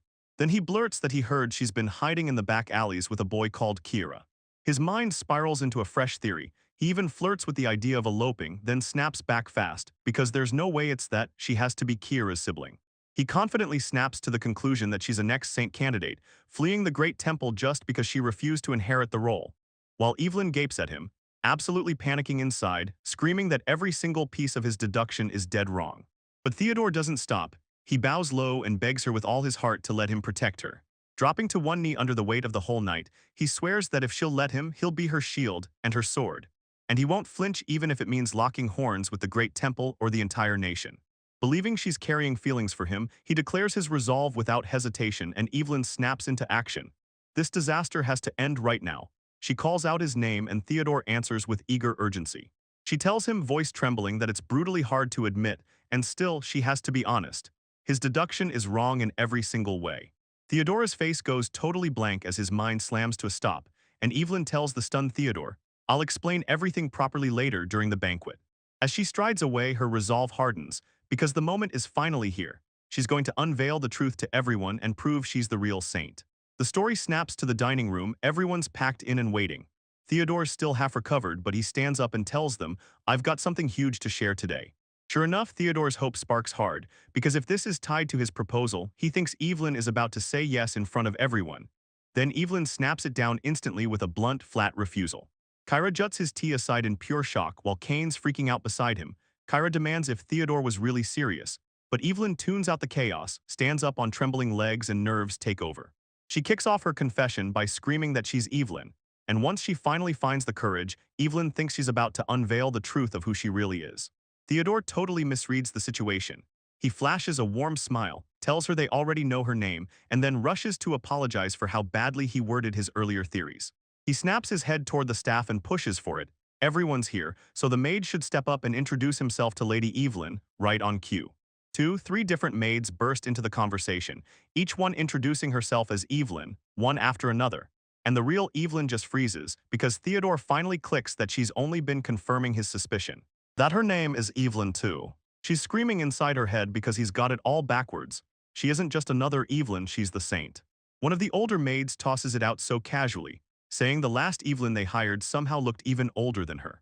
Turning it into the most awkward topic in the room, Kira sprawls in his chair and casually explains that, once upon a time, the citizens flooded the streets with a huge petition, because so many people couldn't stop begging to share the saint's name. He explains that the government lets anyone, no matter their age or gender, legally switch their name to Evelyn if they fill out the paperwork, and he even shrugs that he personally backs the whole trend. As soon as she hears it, Evelyn slams her head onto the table, crushed by how broken the whole country feels. Then a maid bursts in with urgent news, swinging wide open the rumor that a fake saintess has slipped into the royal capital, sparking a massive uproar that won't calm down. The maid lays out the whole chaos, how that imposter tore through the area by the fountain, yanking herself into screams that she was the saint, until Knights finally caught her, and she says the woman fought like a wild animal, thrashing even more violently than a bear in heat. Then she snaps the truth into place. The deranged culprit was Mary. Evelyn's face drains of color in pure shock. She instantly clocks it. Her sister is at it again, tearing everything up. Out of nowhere, the maid flips the whole conversation. She beams at Evelyn with sparkling eyes, cuddles the title Angel Lady in her voice, and asks her straight up if she's actually a real angel. Evelyn is left completely baffled by the sudden tone flip, while the maid keeps insisting Angel Lady has to be an angel, and Theodore nods along like it all clicks perfectly. But his mind snaps back to that unresolved mystery. If Kane's report about the imposter is true, then the real saintess has to have disappeared from the Great Temple. He declares he can't even fathom someone with that crushing weight of responsibility just ditching her duty and vanishing. Then, with total confidence, he insists, "You'll feel it the moment that test hits. The aura is so intense they can't miss it, and if she sat right in front of them, they'd instantly know." Evelyn sits there drenched in sweat, totally missing the truth right in front of him, while Kyra bursts out laughing and tells him she'd bet he'd love to meet the saint at least once, prompting Theodore to decide that tomorrow he'd hit the streets and ask around town. We jump back a few minutes to the Great Temple, where Prince Oz arrives on the double to size things up, and realizes finding Saint Evelyn is way harder than anyone predicted. He turns to the clergy and demands to know how they're running the investigation. Inside the temple, it's pure chaos, while the high priest rips through the air with his staff, shouting to every priest to unite again and hunt down their beloved Lady Evelyn. It doesn't take long to realize their whole search plan is total garbage. The priests are grabbing random people in the street and grilling them with fuzzy, subjective questions, like whether they've spotted a girl with an angel face, or if they've ever felt forced to protect someone the second they laid eyes on them. As the chaos unfolds, Oz clocks the truth. This fight is a lost cause. He tells them that he and his brother Igna have already launched the Imperial Guard. But the whole operation grinds to a halt because not a single knight knows what Evelyn looks like, and the desperation is swallowing them alive. Oz begged the high priest for one thing, just draw a portrait of her so she could use it as a perfect reference. The high priest snaps with instant fury, refuses without hesitation, and declares idolatry is forbidden, treating the idea of staring at her likeness like it's a personal insult. While across the temple, Prince Alec paces in maddening circles, admitting they've got a real crisis since nobody actually knows what Lady Evelyn looks like, then smugly swearing he'd spot her instantly anywhere. His brother Oz spits out an insult under his breath, calling him a lekshit, and Alec just shrugs it off. until he keeps digging himself deeper, grumbling that even at 28 she's still stuck looking like a little girl and insisting that makes her unnatural. What? That one remark instantly snaps the high priest into action. His rage explodes. A terrifying aura crashes down and he screams that he's going to kill Alec. He lunges forward and slams Alec onto the floor, while Alec scrambles to block the enraged priest, still insisting he's only stating facts. Oz offers zero help, looms over his fallen brother and tells him straight to his face that from this day on his name is dumb as shit. The high priest keeps mowing people down, and Oz grins as he gives the first prince his new nickname. In the back, Alec gets chased through the chaos, but Oz and Prince Adina slam their focus right back onto the real problem. Oz lights up with pride over the nickname he just cooked up, but Igna quickly nudges the chat towards something actually useful. Igna figures, I personally told Evelyn to get out, so she's probably already slipped over the border by now, but Oz shuts that down fast, pointing out that Evelyn never should have had a single coin on her, because that means she couldn't have paid for a ship's passage. He's sure she's still out there somewhere in the country. That hit Igna like a punch to the gut. Her mind spirals fast as fear sets in that if she's truly stranded, she might have stumbled into an accident or worse, a crime. Several days later, Mary finally gets hit with the consequences. Ropes cinch her up tight as Prince Alec steps forward and declares she's going to be executed. Mary drops to pieces in an instant, sobbing and begging Lord Alex for mercy, but he shuts her down cold. He says if she insisted she was a saint, then she'll face judgment like one. When the high priest tries to step in, Alex whips around and snaps that the decision is already locked in. He whips back to Mary, snaps at her to quit sobbing like a kid and reminds her she's 18, so it's time to act like an adult.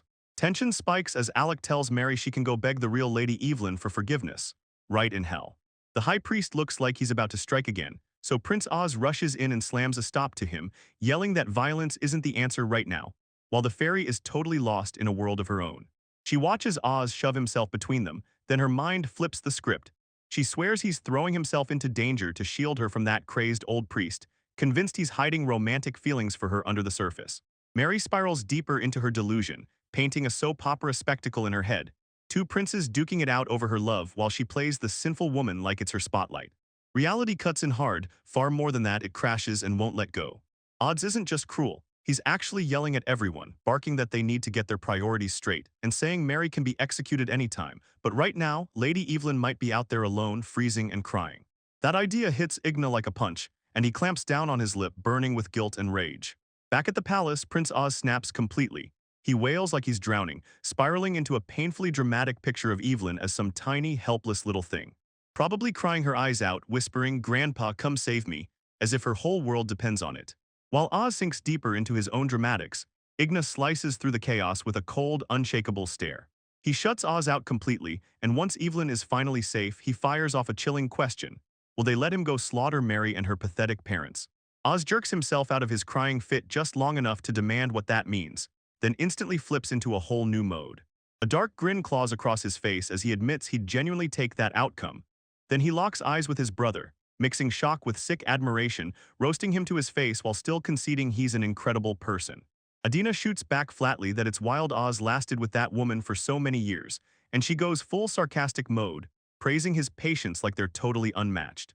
Oz totally misreads the vibe, his face flushes, his confidence crumbles, and he thinks they're praising him.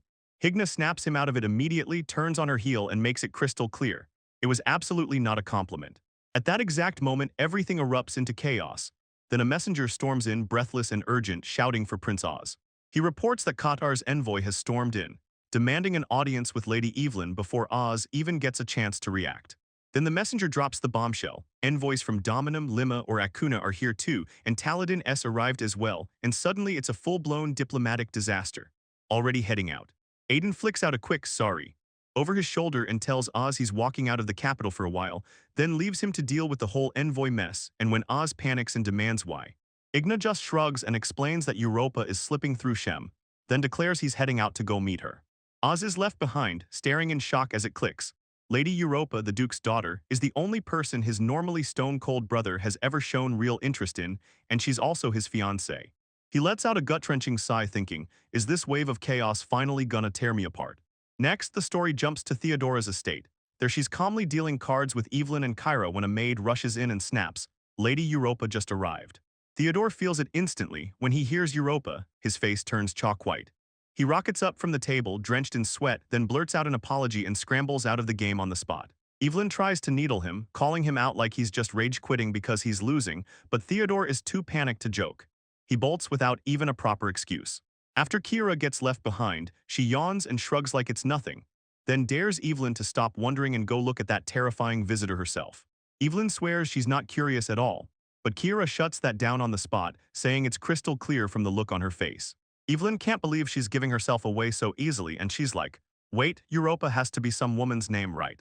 Kira asks the maid to sneak along with them and watch, but the maid panics and refuses, confessing she's just as terrified of Miss Europa. As Evelyn steps out, the maid snaps Miss Angel and warns her to watch her step. The moment Evelyn shows up, she locks eyes with Theodore, but the second she sees the woman standing right next to him, her focus snaps straight to her. Europa Kate steps in with a polite smile and introduces herself, and Evelyn freezes, stunned like she's staring at a beauty no one could ever top. Evelyn forces out a shaky greeting, but Europa keeps darting between them, clocking the chemistry and assuming they're secretly lovers. The Vedor snaps that idea down fast, insisting Evelyn is his lifesaver who bandaged his wounds back to life. Evelyn spins around to ask why Evelyn is even there, but the instant she does, she freezes, so painfully awkward she thinks she's crashing a private moment, like she's just an unnecessary third wheel. Europa blurts out how scared she'd been about Theodore's miasma wound, and Theodore insists Evelyn completely healed him, even after his arm got swallowed by miasma, though he admits he'd secretly hoped Europa would be the one to fix it. When Evelyn hears that, panic hits her. She's convinced she's just in the way. She figures Europa has been here all along, so she decides to step aside and leave the young couple alone. Just as she's about to walk away, Theodore lunges in and clamps onto her hand, freezing her mid-step. Europa locks onto the contact, her heartbeat thundering as she watches them. Evelyn begs him to let go, but Theodore shuts her down instantly, snapping that she's got it all wrong. Caught in the tension, Evelyn can't help but question Europa's hunch. What if they really are lovers, and she just crashed a sweet moment she was never supposed to witness? Theodore instantly clocks Evelyn's thoughts, and panics hard, scrambling to fix the mess, blurting that Europa is just his cousin, then swearing to the goddess that only one woman owns his heart, locking eyes with Evelyn as he says it. Before he even finishes his sentence, Europa explodes forward in a sudden lunge, then rushes out an apology, just in case she's wrong, before locking eyes with Evelyn and firing back fiercely focused, asking whether she can be mistaken for Evelyn. The second Evelyn confirms it, Europa snaps completely. She lets out a scream, swears she always knew, and starts ranting about Evelyn's insane, unbelievable magical power. She begs to shake Evelyn's hand. Then instead of a normal greeting, she grips it like it's priceless and starts sniffing it like she's hunting for a scent. Panting as she does, she whispers that Evelyn's hand is tiny, and then just revels in how amazing she smells, completely crushing her with the moment. Then Europa snaps out of it in a panic, horrified that she touched the saint with her dirty hands, and swears she'll never wash that hand again. Europa keeps showering her with praise, gushing that she's admired Evelyn from the shadows for ages. Then Evelyn tries to play it humble and thank her, but the moment turns painfully awkward. Europa just plows right through it and casually drops a bombshell. Back in her homeland, she personally created the Lady Evelyn Imperial Guard. She tells them that every single day, she and her members march straight to the Great Temple and pray for Evelyn's health. While Evelyn can't shake how terrifying it feels that Europa is left to carry all of it alone. Europa barrels on, praising Evelyn's voice and looks non-stop, and then blurts out if she might be an archangel who slipped down to earth. She snaps that someone as radiant as Evelyn should never have to put up with the filthy humans crawling over the surface. Europa's excitement skyrockets as she declares, "If I had the power, I'd lay velvet carpets myself and carry Evelyn straight to the celestial realm." Then she bursts into a scream. Her love for Evelyn is driving her completely insane. Then she drops a shocking confession. She admits she's craving something sinful, and instead of pushing Evelyn away, she wants to keep her right there in front of her.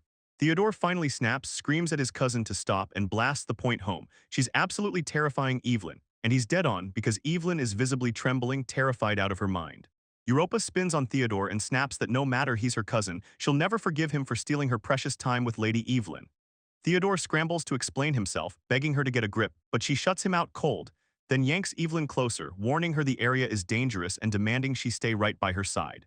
Europa's face suddenly hardens. She snaps at Evelyn to step aside because she can't kill him while Evelyn's still watching. Theodore's totally lost. He blurts out, "Wait, what are you even talking about?" At the doorway, Kira steps in, goes totally silent, and watches the chaos explode in front of him. Europa spots the newcomer at once and blurts out, instinct screaming that something dangerous is in the room. She can feel that something is off about Kira. Before anyone can even answer, Kira bolts forward, yanks Evelyn into her arms and drags her away from that unhinged noble woman. Europa freezes mid-step, shouting after them, demanding why Evelyn is being pulled out of reach. And then they're gone, leaving Europa alone, staring into the emptiness, trying to figure out who Kira really is. Then the story slams into a flashback, dragging you into a dark origin where a creature is born from total swallowing darkness. In a place where even sound and sight couldn't exist, the creature finally let out its first tiny cry, right away. From the very start, humans stamped it as a monster. The narration keeps going, and it makes one thing brutally clear. A monster spawned in Miasma is already doomed to hunt humans down and tear into them. And in the end, they tracked him down and wiped him out for it. Ever since birth, it's lived on nothing but instinct, until this brutal flashback cracks the truth open. A black beast of a monster is sitting quietly on a bed. While the fear screams never arrive, a soft voice pops in and declares, "That's a cute kitty." The monster freezes, like it just learned something brand new and couldn't believe it. The memory surges ahead, flashing the monster's first run-in with a kind human. An old woman with a gentle smile reaches out to the black beast like he's family, strokes his face without a shred of fear, and praises his beautiful, shining eyes. When the beast looks totally lost at the word sparkle, she drops the meaning. It means beautiful. This old woman didn't just teach him a thing or two. She drilled the beast on how humans live, how money works, and what places like schools and temples are, then even went deeper, talking to him about magic and the saint. She told him the current saint is this amazing woman, Lady Evelyn. And she even swears that so many adults named their kids Evelyn because the saint is that loved. The beast finally tears itself away from the old woman and slinks into the city streets, lost in the chaos of the crowd. She shouts for her kitty one last time, then time marches on. In his monster form, he hunts for food, but humans spot him and send him running through the streets. By now he already mastered the art of ripping into a human form. In the middle of the city's chaos, he slams right into a girl, Evelyn, and she shakes it off like a champ, saving everyone from the impact. Then Kira, trapped in the body of a human boy, rushes over and blurts out whether she's okay. Kara instantly hooks him and he can't look away. Her voice is smooth and sweet, like a tiny bird chirping in the trees. And before he even comes to his senses, escaping is gone from his mind. He's just standing there, fully engaged, chatting with her. He quietly watches her move, how panic hits her fast, how she keeps slipping through, and how quickly she gets swept up. He even clocks her tears the second he drops that small amount of money into her hands. As Kira locks eyes on her smile, he can't help thinking, this girl is a total weirdo.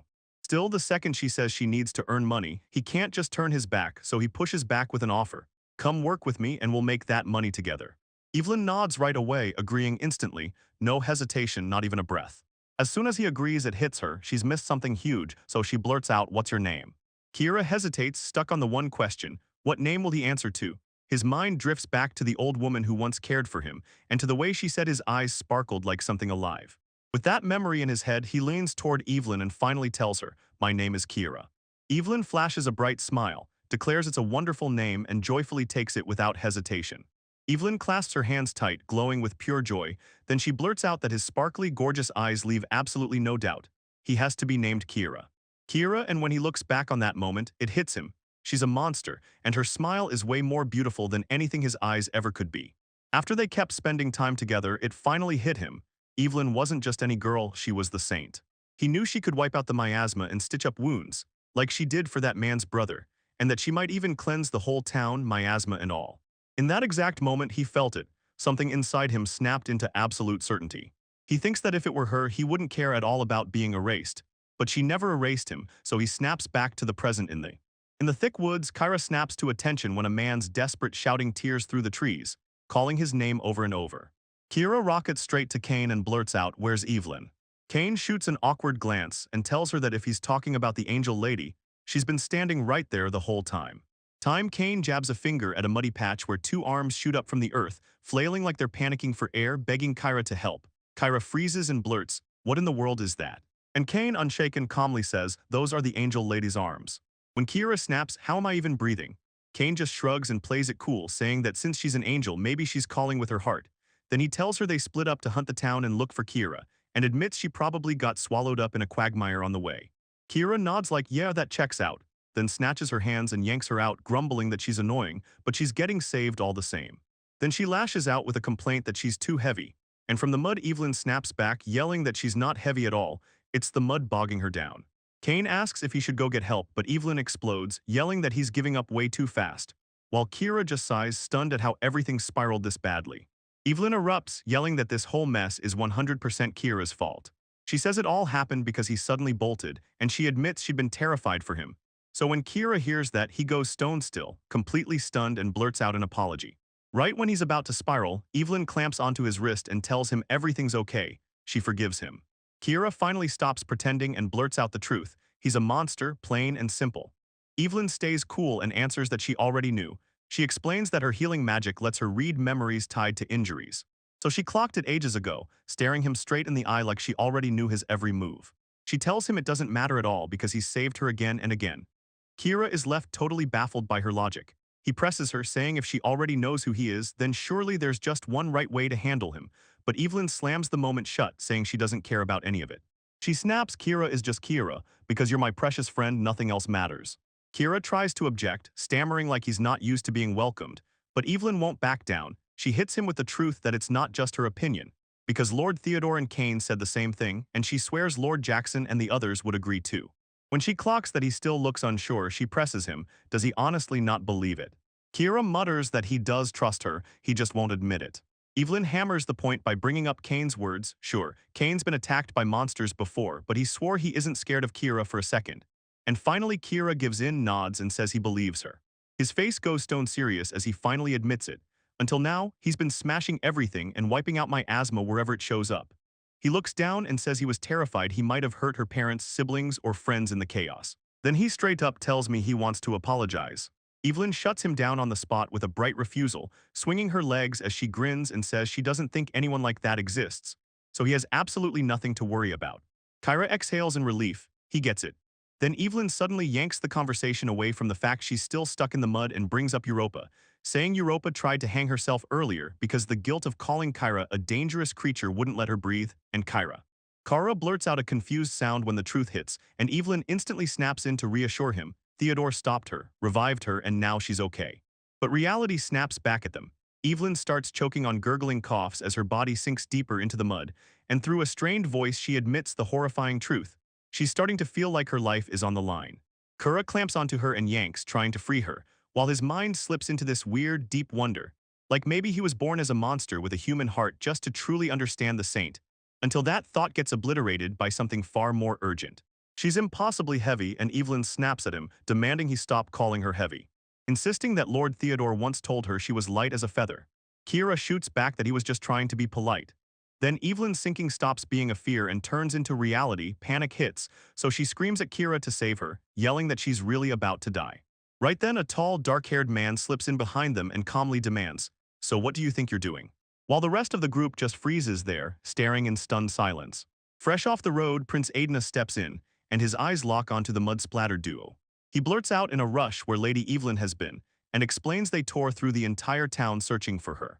A second later, it hits him. He gulps, realizes how ironic that sounded, and scrambles out an awkward apology, admitting he got a little lost too while searching. Evelyn looks wrecked, says she went through a nightmare straight to the point, then jabs a finger at Igna and tells Theodore and the others not to take the blame. Because the prince is the real reason this whole disaster happened.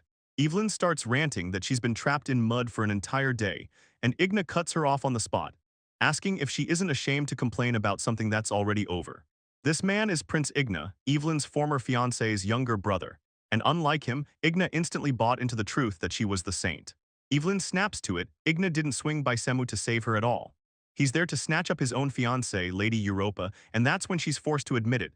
Theodore and Europa are absolutely not lovers. The whole group scrambles to make it back to Manila's estate. But it becomes painfully obvious fast, Prince Agna has zero idea which way is even forward. With total confidence, he jabs his finger at that tangled, overgrown forest and swears the deadly beast trail is the real shortcut. Then, even after the detour, they finally claw their way back. Tears streaming, the maids rush up to Evelyn and Theodore, crying out that their plight is heartbreaking. Then swear that baths, fresh clothes, and food will be ready right away. Even caked in grime, Evelyn still has everyone showering her with compliments about her beauty. Inside the estate, Europa spirals into an unhinged rant, so jealous she's seething at how mud clings to Evelyn, and she even wishes she could be reborn as mud next life. Then Igna spots her and snaps, Europa. In a blink, Europa's look flips from starry-eyed obsession to cold, ruthless ice.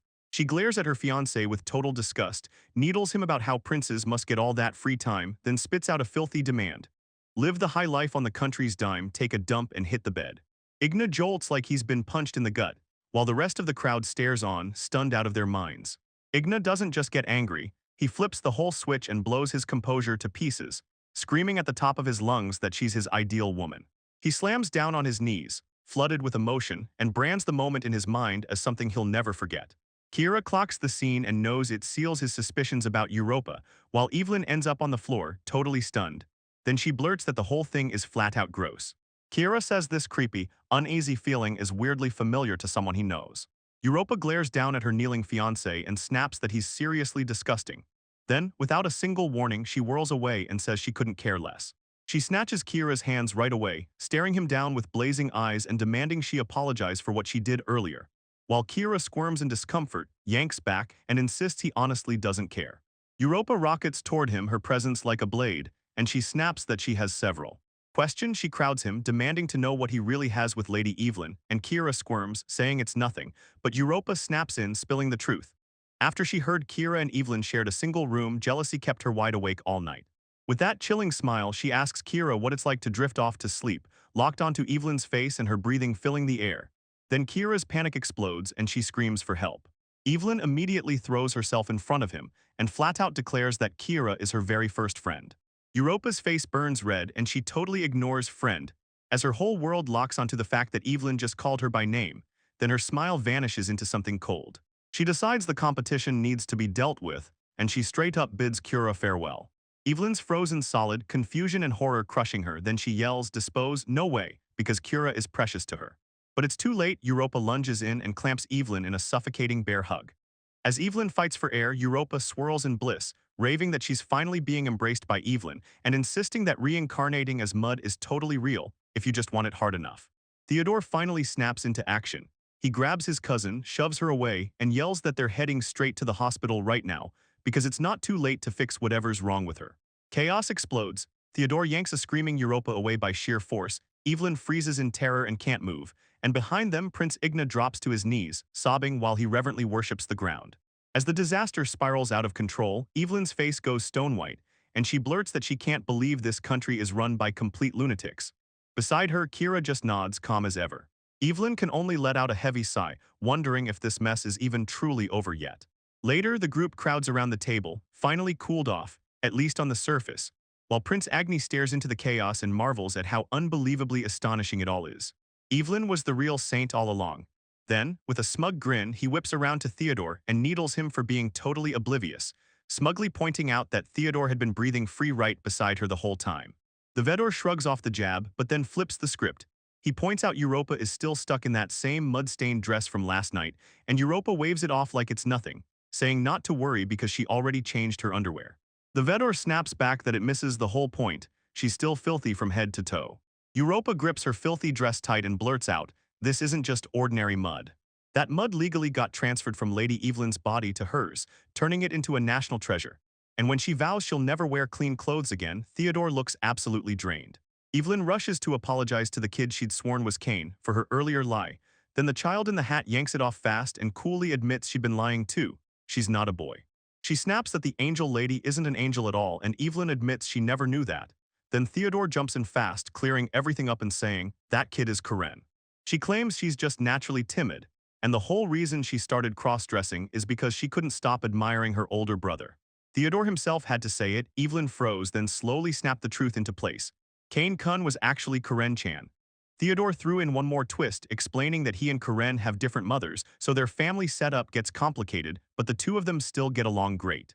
Then Karen spoke up, admitting she'd been bullied at her old school, and that's exactly why she pushed to become stronger, just like her brother.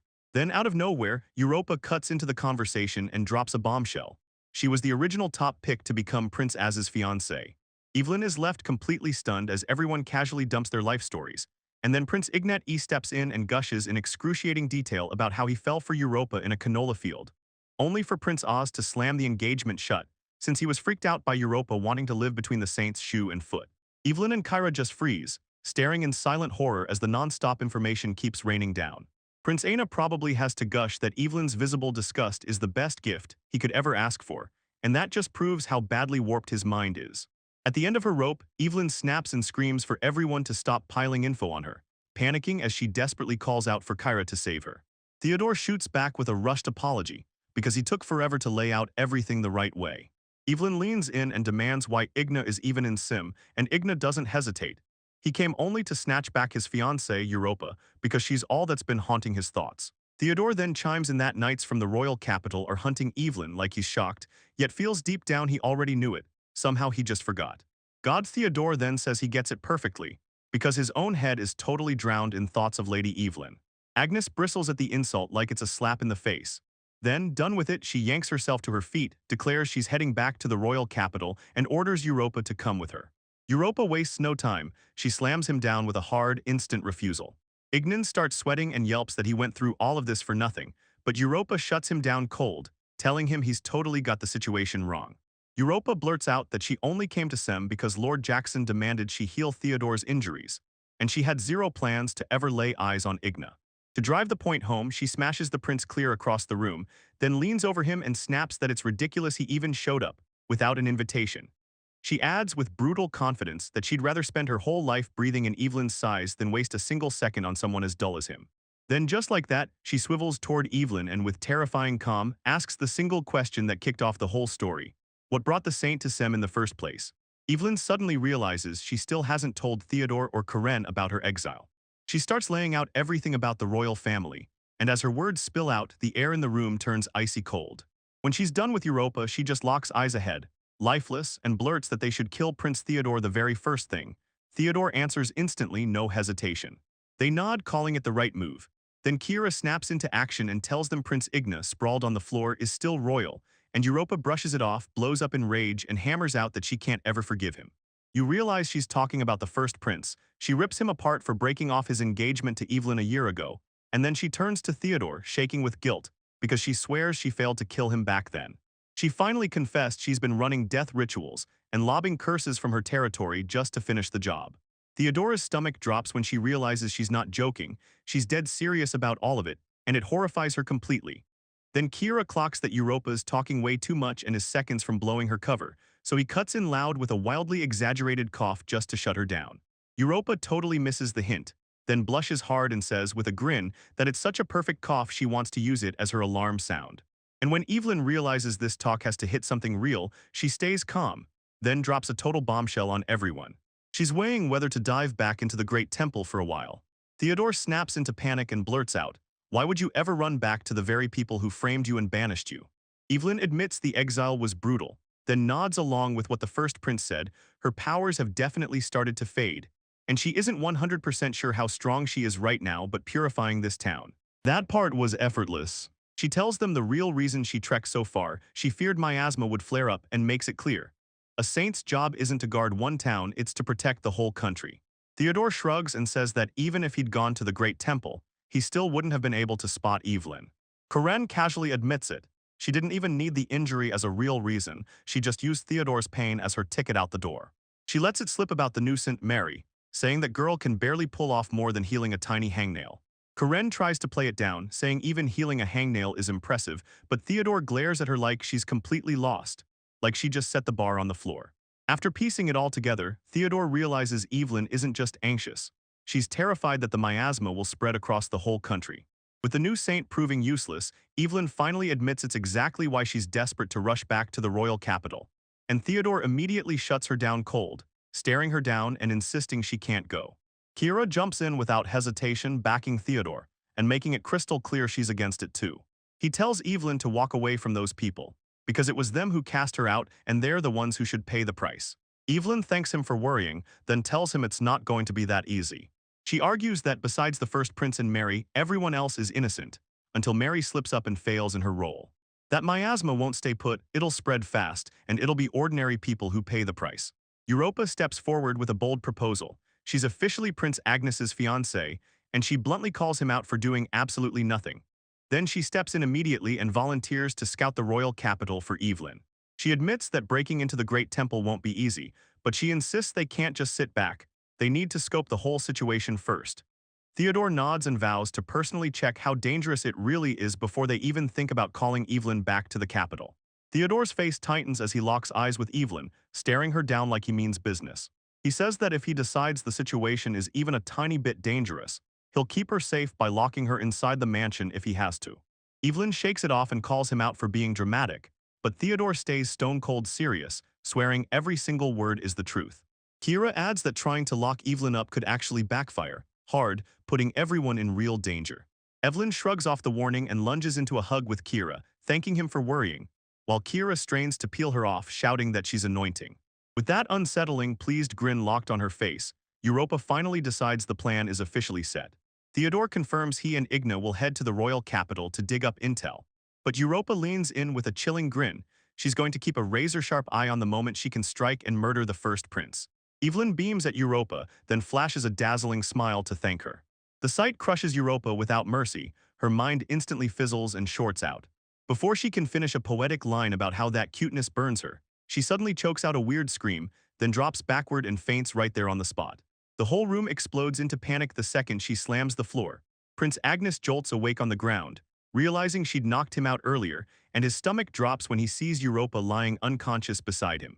He instantly panics, terrified that this locks them into the "they've totally slept together" label, just as servants burst in, yelling that their highnesses are in trouble. Next, the story rockets into the royal palace infirmary, where Prince Oz is laid up in bed, still managing to greet Europa like always and admit it's been far too long. Oz wails that he's at death's door, then snaps, "Nah, just a stress-slammed stomach flu." But the hospital staff doesn't slow down one bit as they sprint around like it's a life-or-death crisis. Igna shows up and demands why Europa's all caked in mud, but Oz instantly shuts him down, saying Igna's covered in blood too. Agni fires back that his blood is ready for Europa, and she beams, swearing the grime on her dress is sacred mud that smells amazing. He rolls with it anyway, then snaps into the real question: how did Oz get sick? Oz admits the stress wrecked his stomach, then snaps right back to the real problem. He presses to find out if Evelyn was truly in sham, while the infirmary is still where Igna sits as they grill him for more details about his trip. He locks eyes with Oz and flat out lies on the spot, swearing there isn't a single soul in Shem. He swears there isn't a single trace of Evelyn, no hint she ever existed, and when Europa watches him from the side, he's dead serious with a totally straight face. She realizes he's lying to shield Evelyn, and that truth hits her hard, like she can't believe how brave and how devoted he really is. She leans in close and whispers that he's shockingly good at lying. As Igna awkwardly yanks his eyes away, icy sweat soaks his skin, and his thoughts slam back to that moment in the forest when he heard a woman sobbing, "Kira, Kira." Yet he forces himself to believe it was just a ghost or some dumb forest beast. He digs in his heels and swears to Europa that he's never met anyone named Evelyn, then that lie detonates in her chest. Europa erupts with rage, screaming that it's unforgivable to have Evelyn hear her voice, calling it a god-tier experience. Then she swears she remembers nothing, right as she launches at Igna, ready to rip out his useless eyes and ears on the spot, and somehow Igna actually flinches before coldly daring her to do it. Just then Oz gasps out from his bed weak but sharp, and says that unless his own ears are playing tricks, he's pretty sure he just heard the name Lady Evelyn. Europa suddenly freezes, stuck dead in her tracks. Realizing that even in his condition, the third prince still hears everything like a bat, she snaps straight into damage control, blurting out apologies and swearing they weren't talking about Evelyn at all. Because the Evelyn Igna met is someone completely different. She spirals with nerves and blurts out a ridiculous excuse, saying there are 56 different people named Evelyn in Shem, so it has to be impossible for it to be the same one.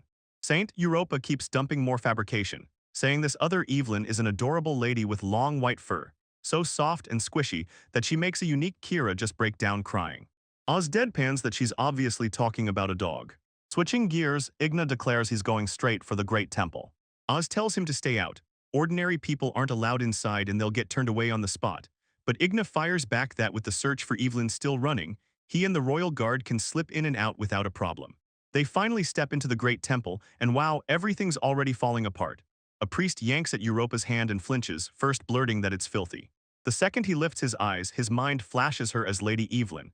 And before he can even breathe, he erupts into screaming that she's finally back, even while Europa coldly lays out who she really is. The delusion spreads like wildfire, priests start cracking in real time. One swears that if she's Evelyn, then he's got to be Evelyn too, while another shrieks that even the trees and the grass have started looking like Evelyn. As the chaos explodes, Igna's gut drops. This is worse than terrible. But she clenches her teeth and realizes they've got no choice except to barrel forward. Inside the temple, Europa's act turns terrifying. She lunges forward, sniffs the air like something's calling her, and shakes as she blurts that this is the supreme space where Evelyn spent 23 years breathing and living. Ignis freezes, her grip tightening on his arm as she silently wonders when Europa's going to go back to calling him disgusting. Suddenly, the first prince, Alec, rockets into the room screaming Igna's name. He's fleeing for his life as the high priest barrels after him, staff raised, roaring that today is the day Alec dies. Alec is down on his knees, begging for help as he screams that the insane old man is hunting him to the end. While Ignek just lets out a frustrated sigh, watching that idiot prince and the priest start their nonsense again, Alec barrels right past them and fires off a sarcastic jab. Like, wow, must be great having a cute fancy holding your hand. Europa yanks her hand back on the spot, snapping out of her mistake and recoiling from how vile Igni's sweat feels, then demands he let go right before she throws herself back into the chase, and calmly asks the high priest if he wants help ripping the idiotic prince limb out of limb, while the high priest explodes from the shadows, saying he's been waiting for that exact request, praising Europa like a stunning goddess, thanking her, and then committing murder. Europa nonchalantly drops that she's been plotting Alex's murder for 23 years. Then Alex's world collapses as panic explodes from him, screaming that the hate started before he was even born. He asks if she's really serious, but Europa surges forward and declares she'll never let this once-in-a-lifetime chance slip away. Then the high priest coldly tells Alec to think about his sins after he pierces his own chest. Alec shot back, screaming that he'd be dead the second he tried. Right in the middle of the chaos, the high priest snaps, hallucinating again like something else is ripping through his mind. Gazing at Europa, he erupts and screams Lady Evelyn's name. Then the high priest snaps, losing his mind as he keeps shouting Evelyn at Europa over and over. Europa blurts out a shaky correction, insisting, "I'm Europa, not Evelyn." Then, to prove her devotion, she lifts her hand, still streaked with that sacred mud she grabbed earlier, and declares she can feel Evelyn's magic surging through it. That move shuts the high priest cold. He leans down, studies the dirt, and finds Evelyn's power hiding in it, swearing he could never mistake the pulse of her magic. Europa's eyes gleam with approval, impressed by how well he can sniff it out while she lies on the floor in the wreckage. Adina tilts his head and asks Europa if flaunting that mud means she's claiming Evelyn as hers, but Europa bursts into laughter and shuts him down because it's the exact opposite. She's Evelyn's loyal servant and that mud. It's her pride. The high priest is visibly shaken by her fanatical devotion. Then Adina, still sprawled on the ground, pleads for the rest of that story. Realizing his cover was totally busted, now they knew he was tied to Evelyn, then later on. Theodore sat there, eyes locked on a letter that just rolled in from the royal capital, stamped straight for Evelyn. Because it's from Europa and it's completely unhinged. Page after page, Europa raves that Evelyn is the light of the world, swearing Europa endured her own loneliness only by clinging to the sacred mud still crusted on Evelyn's clothes. Like she's describing it with holy devotion. And the sheer size of the text, Theodore can't even breathe before he's buried in it. Evelyn tells Theodore to just summarize it, so Theodore flips straight through to round page 16 or 17 and spots the real message. Then he realizes Prince Oz has already uncovered his secret meeting with Evelyn, and with a bone-weary sigh, Theodore thinks, "Yeah, I knew this would catch up to me eventually." What? Kira takes a sip, then snaps, "So what did Prince Oz say?" Theodora lays out the kingdom's official line, Evelyn's banishment is on Prince Alex and Lady Mary, nothing else. And now the priests are scrambling to deny any part in it, practically begging for Evelyn to come back so they can finally apologize the right way. Kara shoots a question to that mysterious woman, so Theodore, knowing Europa has to hear it too, answers that he thinks it's safe for Evelyn to go back to the royal capital. Then he whips around to Evelyn and demands to know, did she finally make her choice? Evelyn tells you she has it, then whips her gaze to the boy beside her and asks, "Will you come with me?" A short while later, Evelyn barrels up to Kira and asks if he's free, telling him she wants to go catch bugs in the forest. And when he says yes, she slams into a massive hug, yelling that she loves him and thanking him over and over again. Kira's face says she's not thrilled, but she nods along and tells her to watch her step since he's already smeared honey on the trees to lure the beetles. Right then, Theodore barges in, spots it, and instantly freezes. He watches Evelyn cling to Kira, jealousy snapping in his gut, and he mutters that he dared to hope if things went right. He'd get a hug too, but when he looks at Kira, he spits out that it feels like Kira doesn't belong to him anymore. Later on, Theodore and Evelyn slide into a private spot and sit down to talk face to face. Theodore admits he almost hugged her right there, and the moment the words leave his mouth, Evelyn's flustered to the point of shouting, because she finds him painfully honest. She shifts gears and tells him she's been thinking about going back to the Great Temple. Theodore leans in and asks if she plans to take up the saint role again, but she just shakes her head. She tells him that a saint's term usually burns out in just 5 to 10 years, so her 23-year reign is wildly beyond anything anyone expects. And Theodore nods in agreement, saying it only proves she was truly extraordinary. Evelyn's energy crumples and she admits the truth. Since she was forbidden to marry while she served as the saint, she totally missed the one shot at love. Now that her power is draining away, she panics and decides the job has to go to someone better. Then her thoughts snap straight to her sister, and she tries to laugh it off with a cutting, self-deprecating joke. Even a leftover saint like her might still be able to find some random gentleman if she just tried to marry him. Theodore's face hardens on the spot. He slams his words in, and with a sharp snap he asks if she's saying that just to hurt herself. Theodore refuses to let it go. He tells her straight that the very man who just proposed to her is standing right there in front of her. Evelyn's mind goes totally blank, and a wave of heat floods her face as she blurts excuses through a shaky stammer. He insisted she only looked divine to him because she'd just healed him, and he'd been half asleep when it happened. Theodore shoots his hand toward hers, grips it tight, and declares, eyes locked on hers, "I'm wide awake now." Then blurts out the truth, he's fallen for her deeply, and tells her that's why he wants to know her better, asking straight up if she can't stand him. Evelyn turns her gaze away, convinced it's not that she dislikes him at all. She can't make sense of how any of this is supposed to work, and her mind tumbles back through her life. Because she's been living in that temple since she was 5, tied to that fancy, barely ever knowing kindness from anyone who claimed she was theirs. She remembers seeing that man snag her sister, while she stayed locked in her duties, no distractions, no regrets, and to her romance was just a fairy tale, nowhere near her real life. That's why she can't wrap her head around Theodore's confession. She's stuck wondering how someone as amazing as him could possibly choose someone like her. Evelyn stops cold and stares straight at her feelings. Admitting she doesn't hate him at all, sure, he's a little clumsy, but he's genuinely kind, and just being near him makes her heart race with pure joy. Then she steels herself, asks him to wait a bit longer, and tells him she needs to go back to the High Temple to face her past and settle it for good before she can give him the real answer he deserves.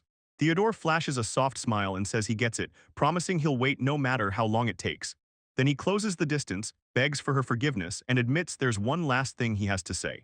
Right before she can even react, he leans in close and blurts out that he's truly, genuinely happy she stayed unmarried for all this time.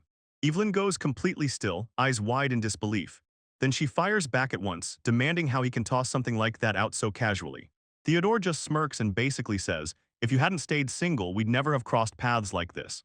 Evelyn realizes he's basically yanking at her heart with zero shame. Later, the group finally stumbles into the royal capital, then hits a sea of crowded streets, and Evelyn is still rattled by his words, convinced she's so mortified she can't even bring herself to meet his eyes. Sensing the crowd's heavy foot traffic, Theodore snaps to her that she needs to be careful, then grabs her hand and steers her through the chaos. While Evelyn goes rigid at how warm his touch feels, wondering if he's nervous too. She manages to mutter a shaky word of thanks, while Kira strides alongside them, silently taking in every moment as it happens.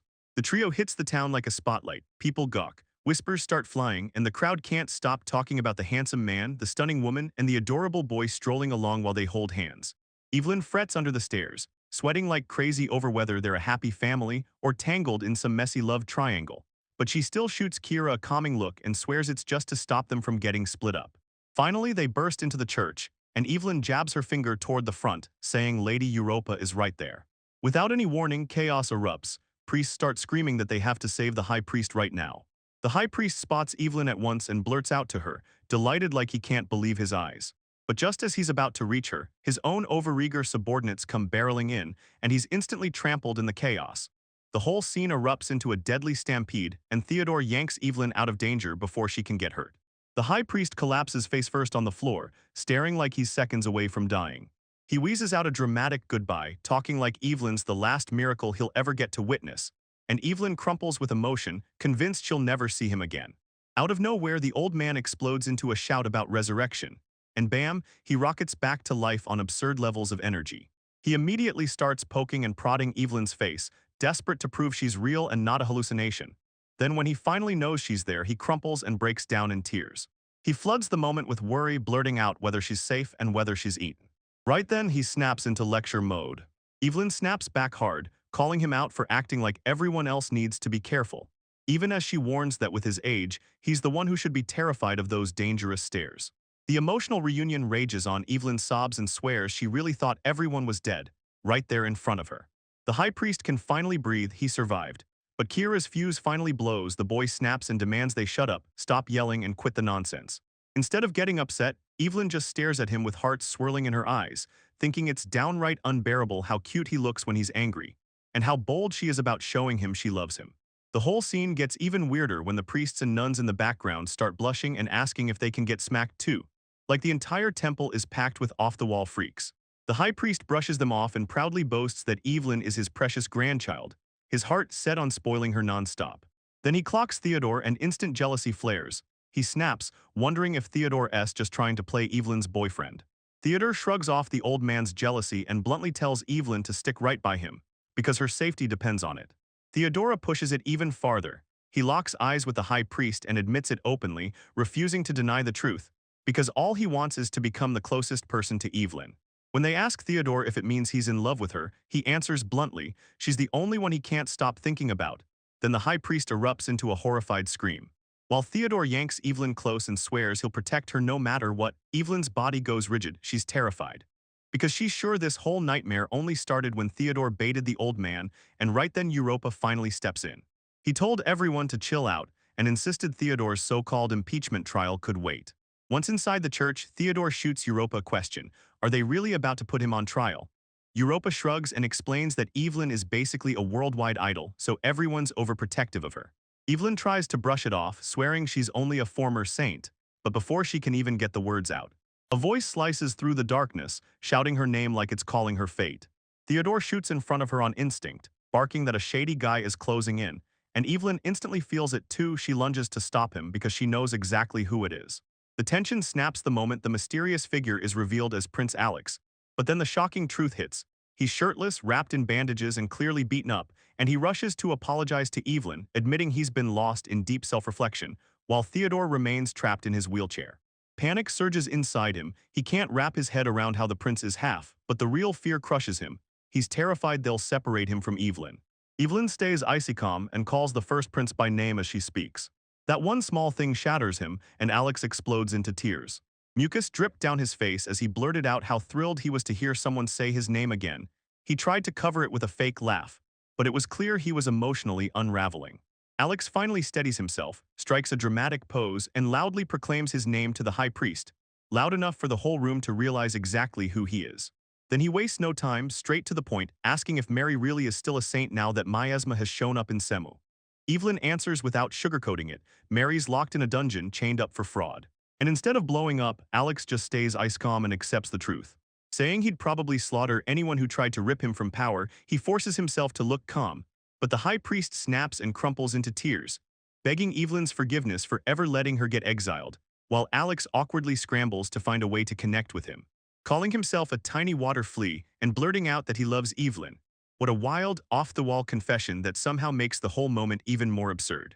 The camera drifts over to Kira, who watches Europa trade words with a group of hooded figures, and he's totally baffled, muttering that he knows she's called that weird nickname Ropakai, but he has zero clue what's happening in the moment. Right then, Europa spots Evelyn across the courtyard. She drops everything the second she hears it and sprints over like her life depends on it. Insisting they talk in private right now, Evelyn shoots back okay, and the two drift away together. They push the argument indoors. Prince Alex scrambles to follow, shouting at his brothers to step outside, but Prince Oz suddenly plants himself in front of him and slams the path shut. Oz shoots his older brother a chilling stare, snaps that he's just in the way, and slams the door in his face. It's instantly clear this isn't some casual chat. Oz takes Evelyn's demands dead seriously, and just like that, the decision gets stamped official. Evelyn is stepping down as the saint. Now the last piece falls into place. Her successor steps up and takes her spot. Later on, Evelyn spots Europa standing alone on a balcony, and Evelyn blurts out the truth. She slipped out to hide, because if she stayed inside, the high priest would keep sobbing nonstop over her. Then, the real details of the succession meeting finally spill out. Europa has just been picked as the new saint, and when the high priest fought it at first, Europa didn't back down. She convinced him and won him over. Her power, wild, sharp intuition, and she's the only one who clocks Kira as a monster at a single glance, showing she's got exactly what it takes for the job. Evelyn shoots the obvious question, why did Europa even want to become a saint in the first place? Europa's eyes flare with raw intensity as she lays out her reasons. Because being the self-proclaimed captain of the Evelyn fan club and getting that title handed to her straight from her idol is the highest honor she could ever dream of. She straight up admits the prestige is already enough, then adds the real kicker. Being the saint gives her a practical political escape route. As long as she keeps that title, she can drag her marriage to Prince Aina out forever, and she lights up at the idea, calling it a total godsend, even as something darker curls into her smile.